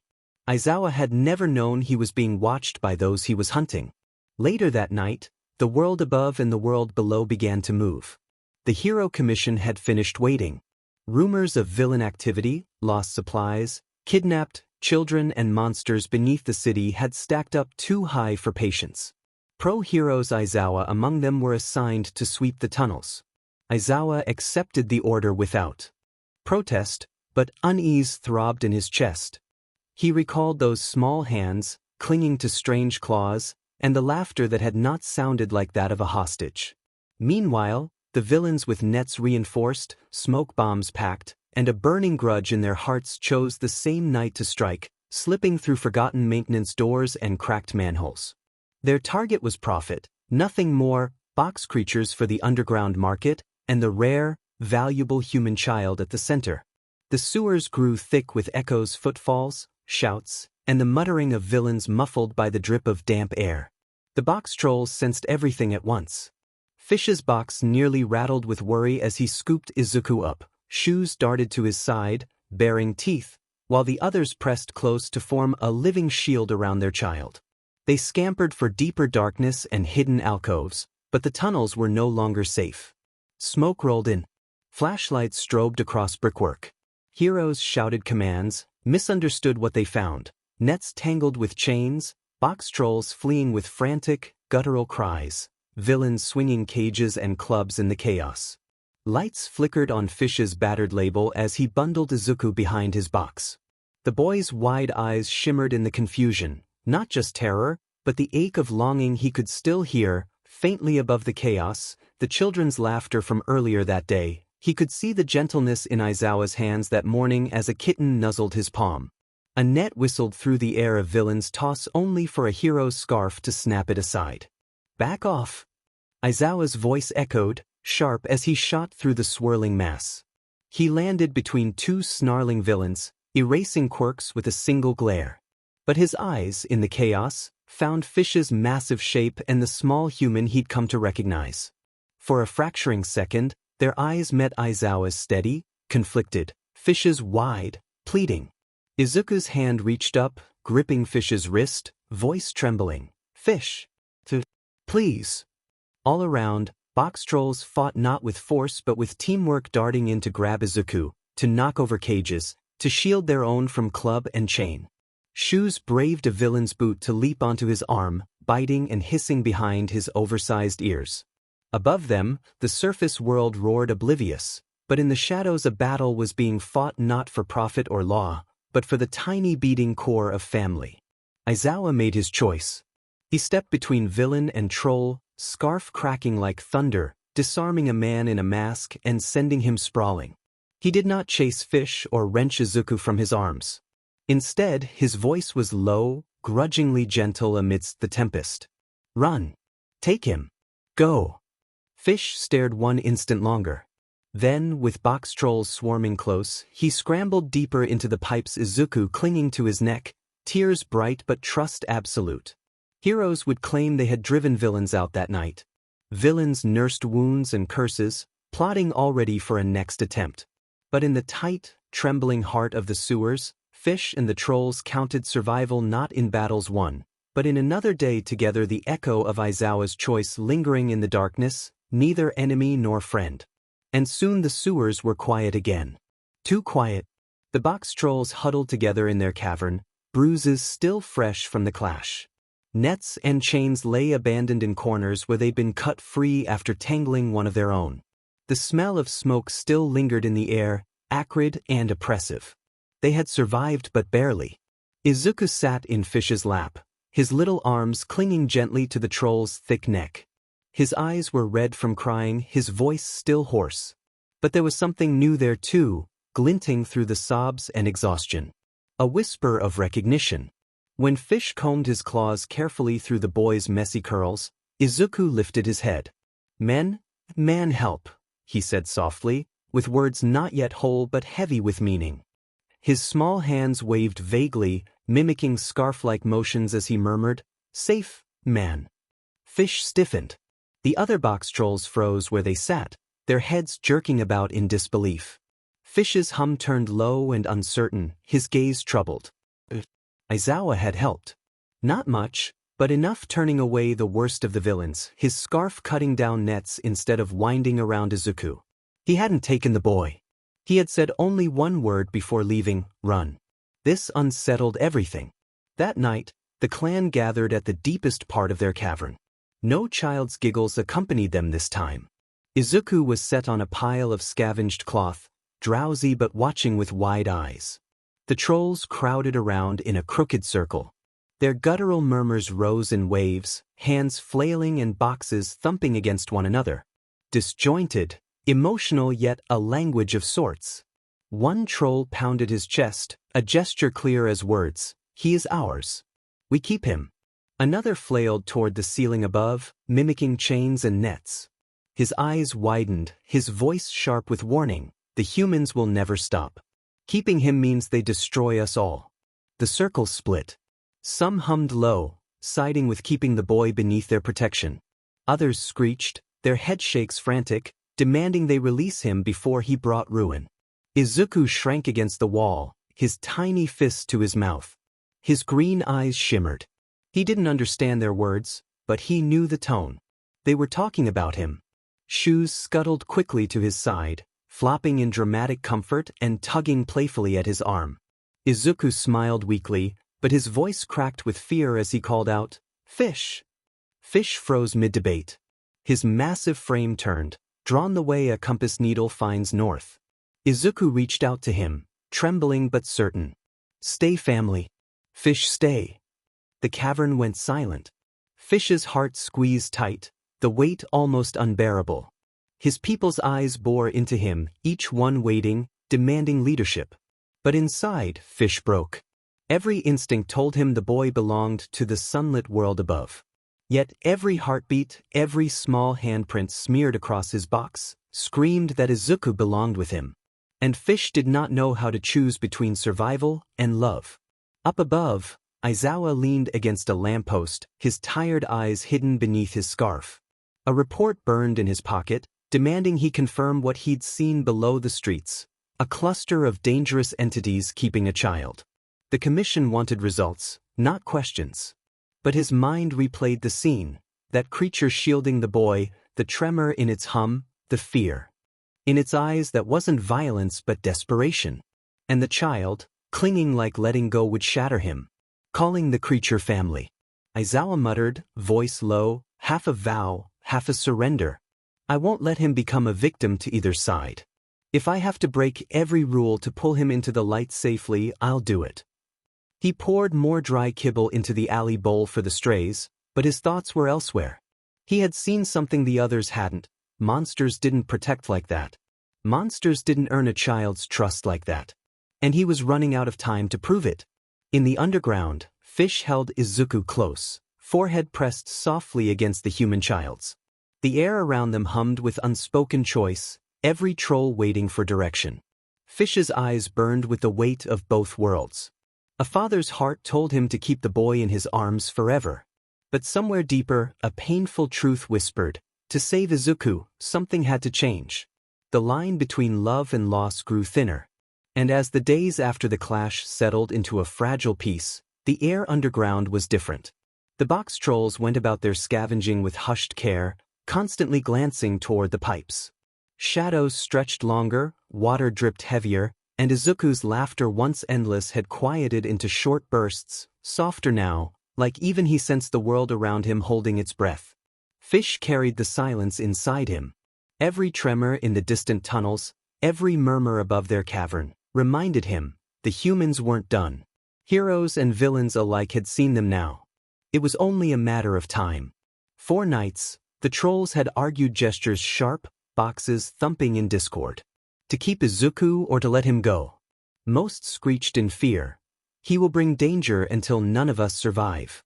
Others clung stubbornly to the boy's handprints on the walls, pointing to them over and over as if they were proof. He is family. He belongs here. Fish said little. He only held Izuku closer each night, listening to the boy's whispers against his chest. But inside, the thought no longer left him. His wide eyes reflected not just the child in his arms, but the shape of the underground hero he had seen, the one whose scarf unraveled like a snake, who fought both villain and troll alike, but whose eyes had hesitated. That hesitation haunted Fish. It might mean danger. It might mean hope. And Fish didn't know which one was worse. Perhaps Fish felt it approaching, that moment when a decision could no longer be buried. Perhaps that was why he gave Izuku the best day he could remember, even within damp walls. They began the morning with play. Izuku scrambled onto Fish's broad back, squealing with joy as the troll scampered across the cavern like a great lopsided beast of burden. Shoes scuttled ahead, waving a stick like a banner, cheering as if leading a parade. Izuku clung tight, laughing so loudly that it bound every troll into smiles of their own strange shape. Fish! Izuku called like a king to his steed, bouncing as Fish leapt over puddles. Fly! Fish, fly! Fish rumbled deep in his chest, bounding higher as Izuku shrieked in delight. This was laughter unbroken by fear, pure, childish joy, and he carried it like treasure. Later, they shared food scavenged from the markets above. A bruised pear, a shard of bread, a scattering of nuts. The trolls watched with quiet reverence as Fish broke each piece carefully, handing the softest bits to Izuku before taking any for himself. Izuku grinned, stuffing pieces into Fish's huge mouth in return, his giggles echoing as trolls mimicked in play, passing scraps in silly circles until it became a feast of laughter more than food. As the day waned, Izuku began to tire. His small body slumped against Fish's arms, eyes heavy but refusing to close, too stubborn to end what had been a perfect day. Fish lowered him gently to their patchwork bed of rags and cloth, tucking him in with care unusual for hands so ungainly. Izuku reached out, grabbing Fish's finger tightly, unwilling to let go. His voice was drowsy, but insistent. Say, Fish, stay, family. The Boxtroll's heart splintered. He bent low, pressing his forehead against the boy's curls, humming the melody that meant safety, love, forever. The boy's eyes finally fluttered closed, trust unbroken, a tiny smile lingering even in sleep. Fish remained hunched over him long after. Watching, guarding, memorizing every detail as though the moment could be his last. When Izuku finally slept, the trolls gathered. Their murmurs rose again, sharper this time, hands slashing air, boxes thudding in rhythm like drums of argument. Half shrieked and groaned, "We can't keep him. The humans will kill us.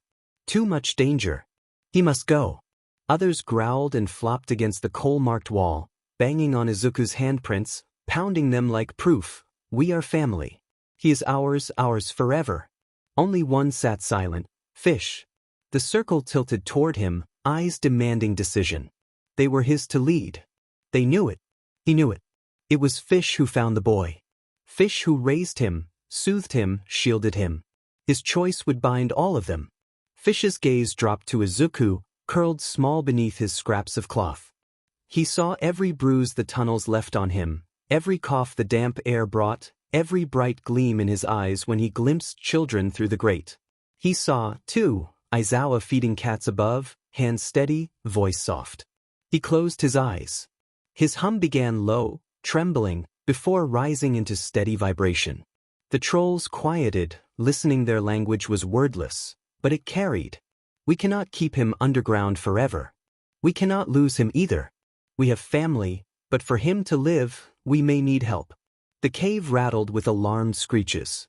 Hands flailed. No troll trusted humans. Hands clawed across throats in denial, warnings rasped of cages, chains, fire. Fish's answer was softer, stronger. He curled a hand around Izuku's tiny fingers, still gripping even in sleep, and held them up for the clan to see. His hum deepened, guttural and raw, echoing against the stone. Family means we choose the path that keeps him breathing. Even if it hurts us. Even if it means trusting a human. The trolls hushed in shock. Some trembled, some whined, some pressed their claws to their boxes as if holding themselves together. But slowly, one by one, they lowered their heads. Survival they understood. Family they couldn't deny. And Izuku, their boy, was worth all of it. Fish bowed his head low, tucking Izuku close once more. His hum trembled now, aching with certainty and sorrow. The path had split. The family would take it together. And far above, unaware of the decision made for him, Aizawa walked the rooftops, already seeking a way to reach into the shadows before time ran out. The night was heavy, the air damp with a weight that pressed down more than the sewer stones.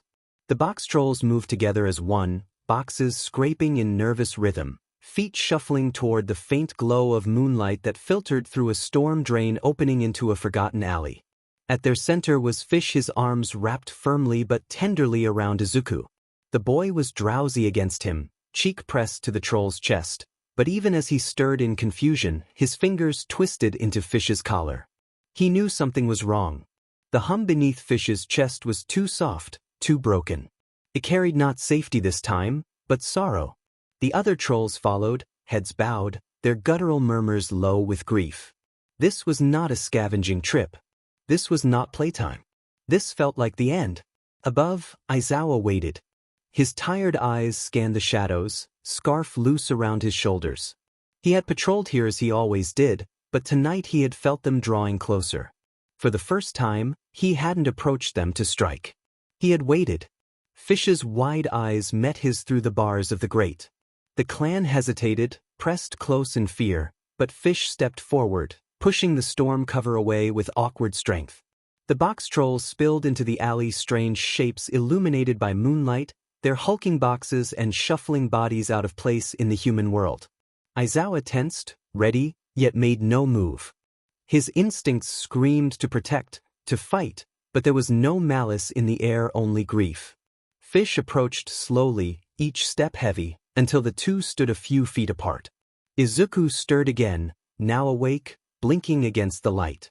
When his eyes settled and he saw the man, confusion blossomed. Then dread. He clutched tighter at Fish's box. No. Fish, stay. No. His voice was sharp, panicked, trembling with desperation. Fish's heart cracked. His hum wavered, but still he crouched low, lifting Izuku gently up higher, toward the man before him. The boy tried to cling tighter, but Fish's massive hands were careful, prying little fingers loose one by one. Aizawa, silent, reached forward. His hands were steady, but his face betrayed the weight of what he was being given. Not a rescued hostage, not stolen spoils, but a child, being handed over by a family that had loved him fiercely. Izuku thrashed, tears spilling. Fish! Fish! His cries sharpened the air, cutting through every troll present. They trembled, boxes rattling, but none moved forward. They knew what this meant.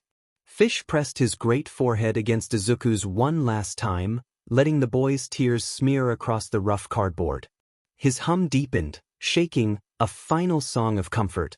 Then, softly, his broken voice rumbled a word, one of the very few he had mastered. Stay. Not a command. A plea. Izuku sobbed harder as Fish's hands lowered him, transferring his small body into Aizawa's waiting arms. The boy squirmed to reach back, little arms outstretched toward Fish even as the hero held him firmly. Fish! His scream echoed against cold stone. The trolls lowered their heads together, guttural murmurs threading with grief. Shoes hid his face behind his box, body shaking. The others clung to one another, murmuring as though to steady the loss with unity. Fish stepped back, trembling. His eyes lingered on the boy, his boy, for one eternal heartbeat. Then he slowly turned, retreating into the shadows, each step heavier than the last. The other trolls followed, reluctant but resolute, vanishing again into the world below. Izuku's cries echoed after them until at last his voice grew hoarse. His small fists clung now to Aizawa's scarf, eyes wide with anguish as the drain closed over the last glimpse of his family. Above-ground silence returned, broken only by Izuku's broken sobs and the steady hum of Aizawa's low reassurance. But the hum was different, human. Not as deep, not as raw, but an echo. Enough to remind Izuku that though one life was ending, another was beginning. And in the shadows below, Fish curled against the cold stone, voice rumbling on the word he had given his boy. Stay. A vow. A hope. A farewell. The alley was still again. Moonlight stretched pale across damp stone where, only moments before, lives had shifted forever. Izuku clung desperately to Aizawa's scarf, his tiny body heaving with ragged sobs. His cries for Fish echoed raw in the night, the heartbreak of a child being torn from one family into the arms of another. Aizawa held him firmly, not harsh but steady, guarding him against the night air as if even a gust of wind might steal the boy away. His tired eyes followed the sewer grate one last time where the shadows and trembling eyes of the Boxtroll clan had disappeared. And for the first time in years, Aizawa felt something he could not dismiss as instinct or reason. He had expected monsters. But what he saw in Fish's final gaze was not malice. Not villainy. Only grief unspoken and a father's desperate plea. It stopped him cold. Fish had not fought. He had not clung or attacked. He had only lowered the boy into Aizawa's arms, but not without saying it, without asking it, without begging it. His massive eyes, wet and wide, had carried the words he could not speak. Protect him. Keep him safe. Love him as we did. Aizawa tightened his hold around Izuku, watching as the boy reached his tiny arm outward toward the grate long after it had been sealed by darkness. His sobs quieted into hiccups, exhaustion tugging him toward sleep, but even then, his small lips whispered the name over and over. Fish. Fish. Aizawa closed his eyes briefly. He lowered his forehead against the boy's curls, speaking low, his gravelly voice rough but gentler than he had ever let it become on patrol. I'll protect you. I swear. The words felt heavier than any oath of heroics, heavier than any mission he had carried in his years. This was not about law or duty or reputation. This was a promise driven into him by the look in a creature's eyes, a father relinquishing his child not to fate, not to failure, but to trust. A silent plea he would honor. As the night drew on, Aizawa stepped from the alley into the quiet city streets, Izuku held close and guarded against his chest. The boy sniffled once more, murmuring Fish, one last time before sleep claimed him at last. Aizawa's arms tightened instinctively around him. His gaze cut back briefly at the empty grate, his thoughts sharp and heavy. They trusted me tonight and I won't betray that.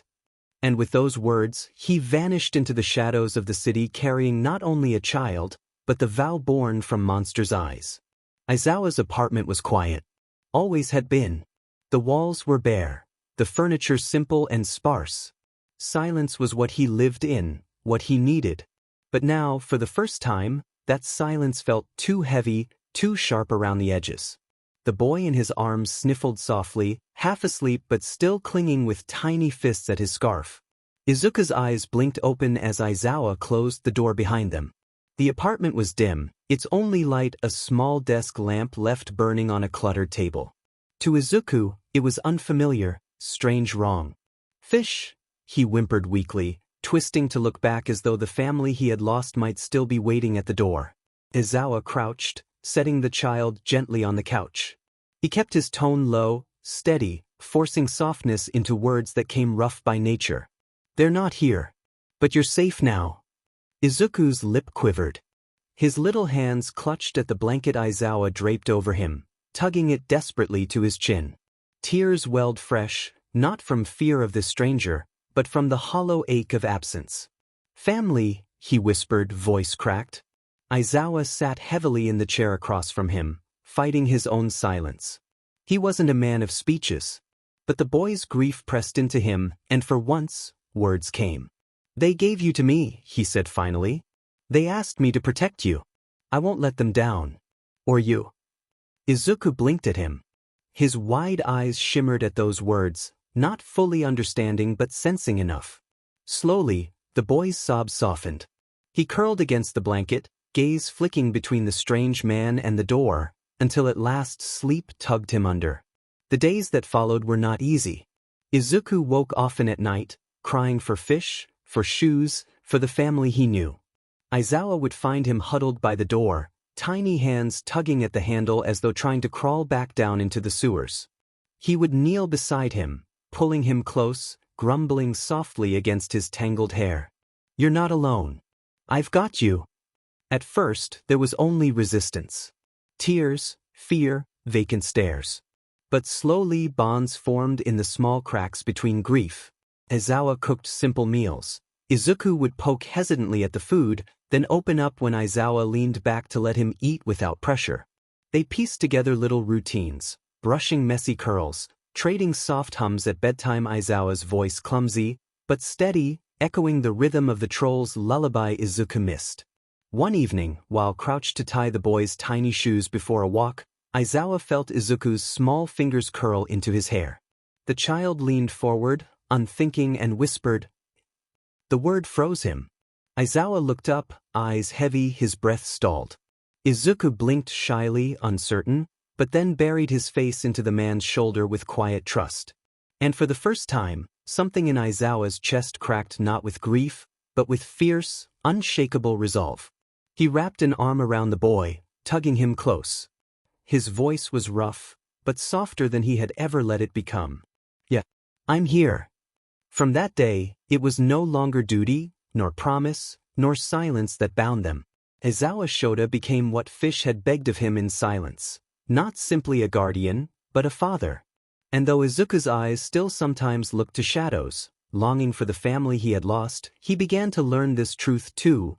Love, in its many forms, could choose him more than once. But down below the bustling streets of the city, the cavern felt hollow without him. Coal drawings still lined the walls, handprints small and large pressed side by side. Smudges shaped into crooked figures and clumsy suns. They remained like ghosts, like laughter caught forever on stone. Yet in the silence of the cavern, they mocked more than comforted. The Boxtrolls were restless. Shoes scuttled about noisily, dragging scraps only to drop them, muttering unhappily into his box. Others huddled together, their guttural voices rising in uncertain hums, as if afraid sound alone might make the cavern collapse into silence. It wasn't just the absence of the boy. It was the absence of the hum that had come with him, those squeals of delight, those soft whispers at bedtime, that undeniable sense of family that the Boxtrolls had never known until Izuku. Now that warmth was gone, and the cavern was cold. Fish stayed apart from the others. His large hands rested heavily on his knees, his wide eyes fixed on the coal handprint Izuku had made, small and perfect beside his own. He pressed one clawed fingertip against it, tracing the mark as though by some miracle, the child might answer back. But there was no answer. His chest rumbled with a hum low and heavy, one the others were too afraid to join. It was grief and longing and something else. A tether he could not let go. Still, Fish did not retreat fully into the earth as before. Each night, when the others scurried deeper, he crept upward. Silent, cautious, through pipes and drains until his hulking box pressed close to the edge of street or rooftop shadow. Wide eyes flickered, watching. He had no words to describe what drove him. Only a need. From the darkness, Fish saw them, the man with tired eyes and the child in his arms. Aizawa did not coddle. He did not blur into play as the trolls once had, but he was steady. He fed the boy. He wrapped him in blankets. He let Izuku's tiny fists clutch at his scarf until sleep soothed him. From the shadows, Fish saw Izuku laugh again, not the same wild, squealing laugh as in the sewers, but small, timid, growing stronger with time spent beside the man. Fish saw Aizawa bend to brush the boy's curls back, saw his hand hover with indecision before resting firm and protective against the child's shoulder. The Boxtrolls' chest quaked faintly. That silent plea had not gone unanswered. Shoes followed him once, crouching beside to peek through the grate. His squeak was one of awe and sadness both. The others gathered, too, whispering nervously, watching for proof that their boy was loved. And each night, when Izuku's voice called faintly from above, sometimes still, Fish, sometimes, the trolls trembled. Their guttural murmurs rose softly, like an echo between stone. As if they could answer him, even if he would never hear it again. Fish lingered longest. He could not leave, not while doubt remained. His large eyes followed every small detail. Aizawa's arms pulling Izuku close during a nightmare, his measured patience when tears came, the way he never once left the boy unattended. And when finally Izuku slept safe in those arms, Fish bowed his head, forehead pressed against the cold edge of a grate. His hum vibrated faintly into the night, a wordless wish that drifted like shadow. For as long as he watched, he knew the truth of it. The man had not broken his vow. Izuku was safe. But still, the coal handprint remained on stone, and Fish's claw lingered on it each dawn, as if to remind even himself, family does not vanish. It lingers. It waits. Even in shadows. By the time Izuku turned 5, the apartment was no longer as quiet as it once had been. There were scribbles taped clumsily to the fridge, shaky little drawings of heroes with capes far too big, alongside smiley boxes with round eyes. His tiny shoes sat lined under the coat rack, sprawled beside Aizawa's boots. Even the air carried something new, the sound of toys clattering, pencils scratching, and the childish laughter of someone who had learned what safety felt like. Izuku smiled more easily now, though sometimes shyly, ducking behind Aizawa's scarf when strangers spoke to him.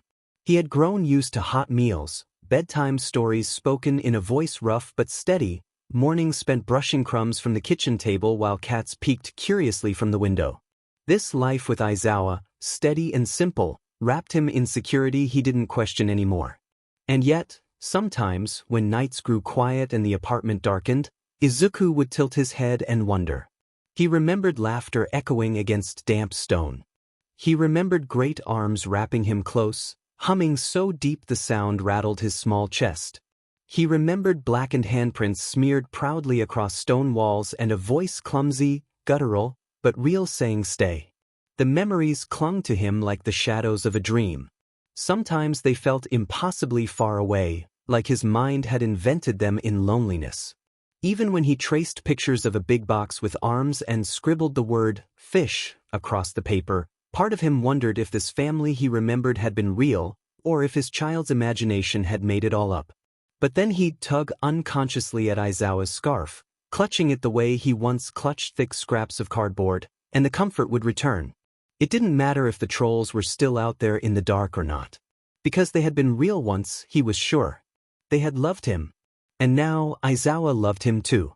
All the while Aizawa watched this growth in quiet silence, though within him it stirred more than he let on. The boy was smaller than most 5-year-olds, soft-cheeked and wide-eyed, but there was steel hidden already in his gaze, something kind but unyielding. Something inherited not from blood, but from being chosen, again and again.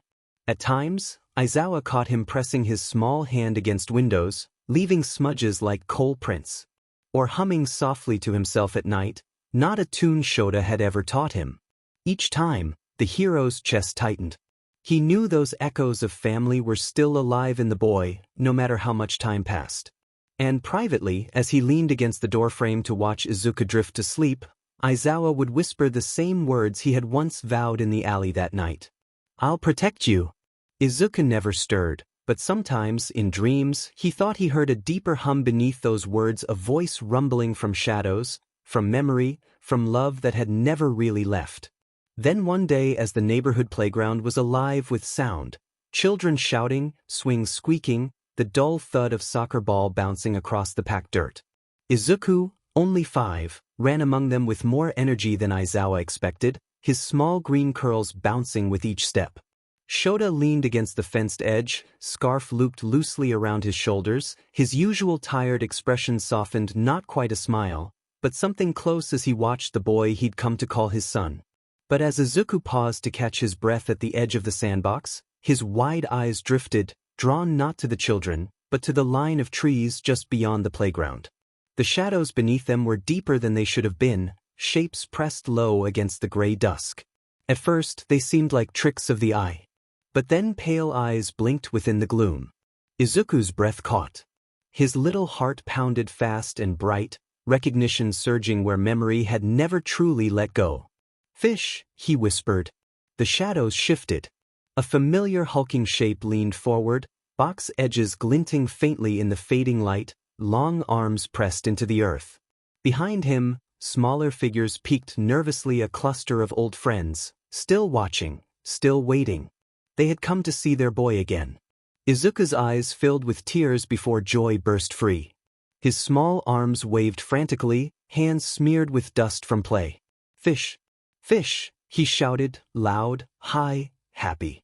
The trolls startled at the sound, hissing nervously as the other children turned curiously at Izuku's cry, but Fish did not retreat. His gaze held steady, unblinking, long eyes sorrowful and full of love. Izuku turned immediately, legs pumping as he sprinted across the playground. "Daddy! Daddy!" he cried, his voice full of excitement, not fear. "It's Fish, Daddy! Fish!" Aizawa pushed from the fence quickly, scanning the treeline with sharp eyes. At first, he saw nothing, just the silhouettes of leaves stirring in the wind. But then, the shapes shifted deeper into the dark, and for half a heartbeat he saw it too, broad box, glowing eyes, still watching. Izuku tugged on his father's sleeve, bouncing with glee. "See, Daddy? See! Fish!" His wide smile radiated certainty. The shadows had already begun to retreat. One by one the trolls vanished, slipping back into the earth they knew, quick as whispers. Only Fish lingered a moment longer, his massive eyes fixed not just on Izuku, but on Aizawa. A plea, silent, sorrowful, but trusting. Aizawa held the boy close, one hand steady on his small shoulder. He gave the faintest nod toward the trees, almost imperceptible, though Fish seemed to understand. The troll's form melted at last into darkness, leaving only the rustle of fading steps. Izuku leaned against his father, eyes still bright with wonder. "They came back," he whispered proudly. "Fish still here." Aizawa looked down at him, a rare softness flickering across his gaze. He brushed a rough hand gently against Izuku's curls. "They never really left, kid," he murmured. But as Izuku stared hard into the shadows, little chest rising and falling with the force of hope and longing. Where Fish had stood a heartbeat ago, there was now only empty dusk and the faint ripple of leaves. The other Boxtrolls had vanished, too quiet as the gentle love that still warmed his memories. "Daddy, where did they go?" Izuku's voice trembled, joy and sorrow tangled tight. Aizawa knelt beside him, steady hand on the boy's shoulder. His eyes searched the trees, seeing nothing but knowing, somehow, exactly what mattered. "They had to go, Izuku. But it doesn't mean they're gone forever." Izuku sniffled, brushing at his cheeks. "Will I see them again?" Aizawa drew him close, pressing Izuku against his side where the world felt safe. His answer was gentle, as sure as any promise he'd ever made. "One day you will. Those who love us always find their way back, maybe not right away, but when the time is right. I'll be with you until then, okay?" Izuku blinked up at him. Tears still glimmered in his green eyes, but his smile was brave bright, because Aizawa believed. "Okay," he whispered, trusting as only a child can. They stayed like that a moment, the city's lights flickering on around them, the playground echoing with voices and dreams. Above, clouds shifted and parted, sending a band of gold to sweep across the ground.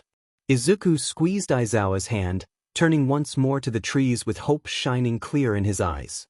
"Goodbye, fish. See you soon." And deep in the fading shadows, though he could not see them, he felt it, a warmth, an echo, a promise. "Until we meet again."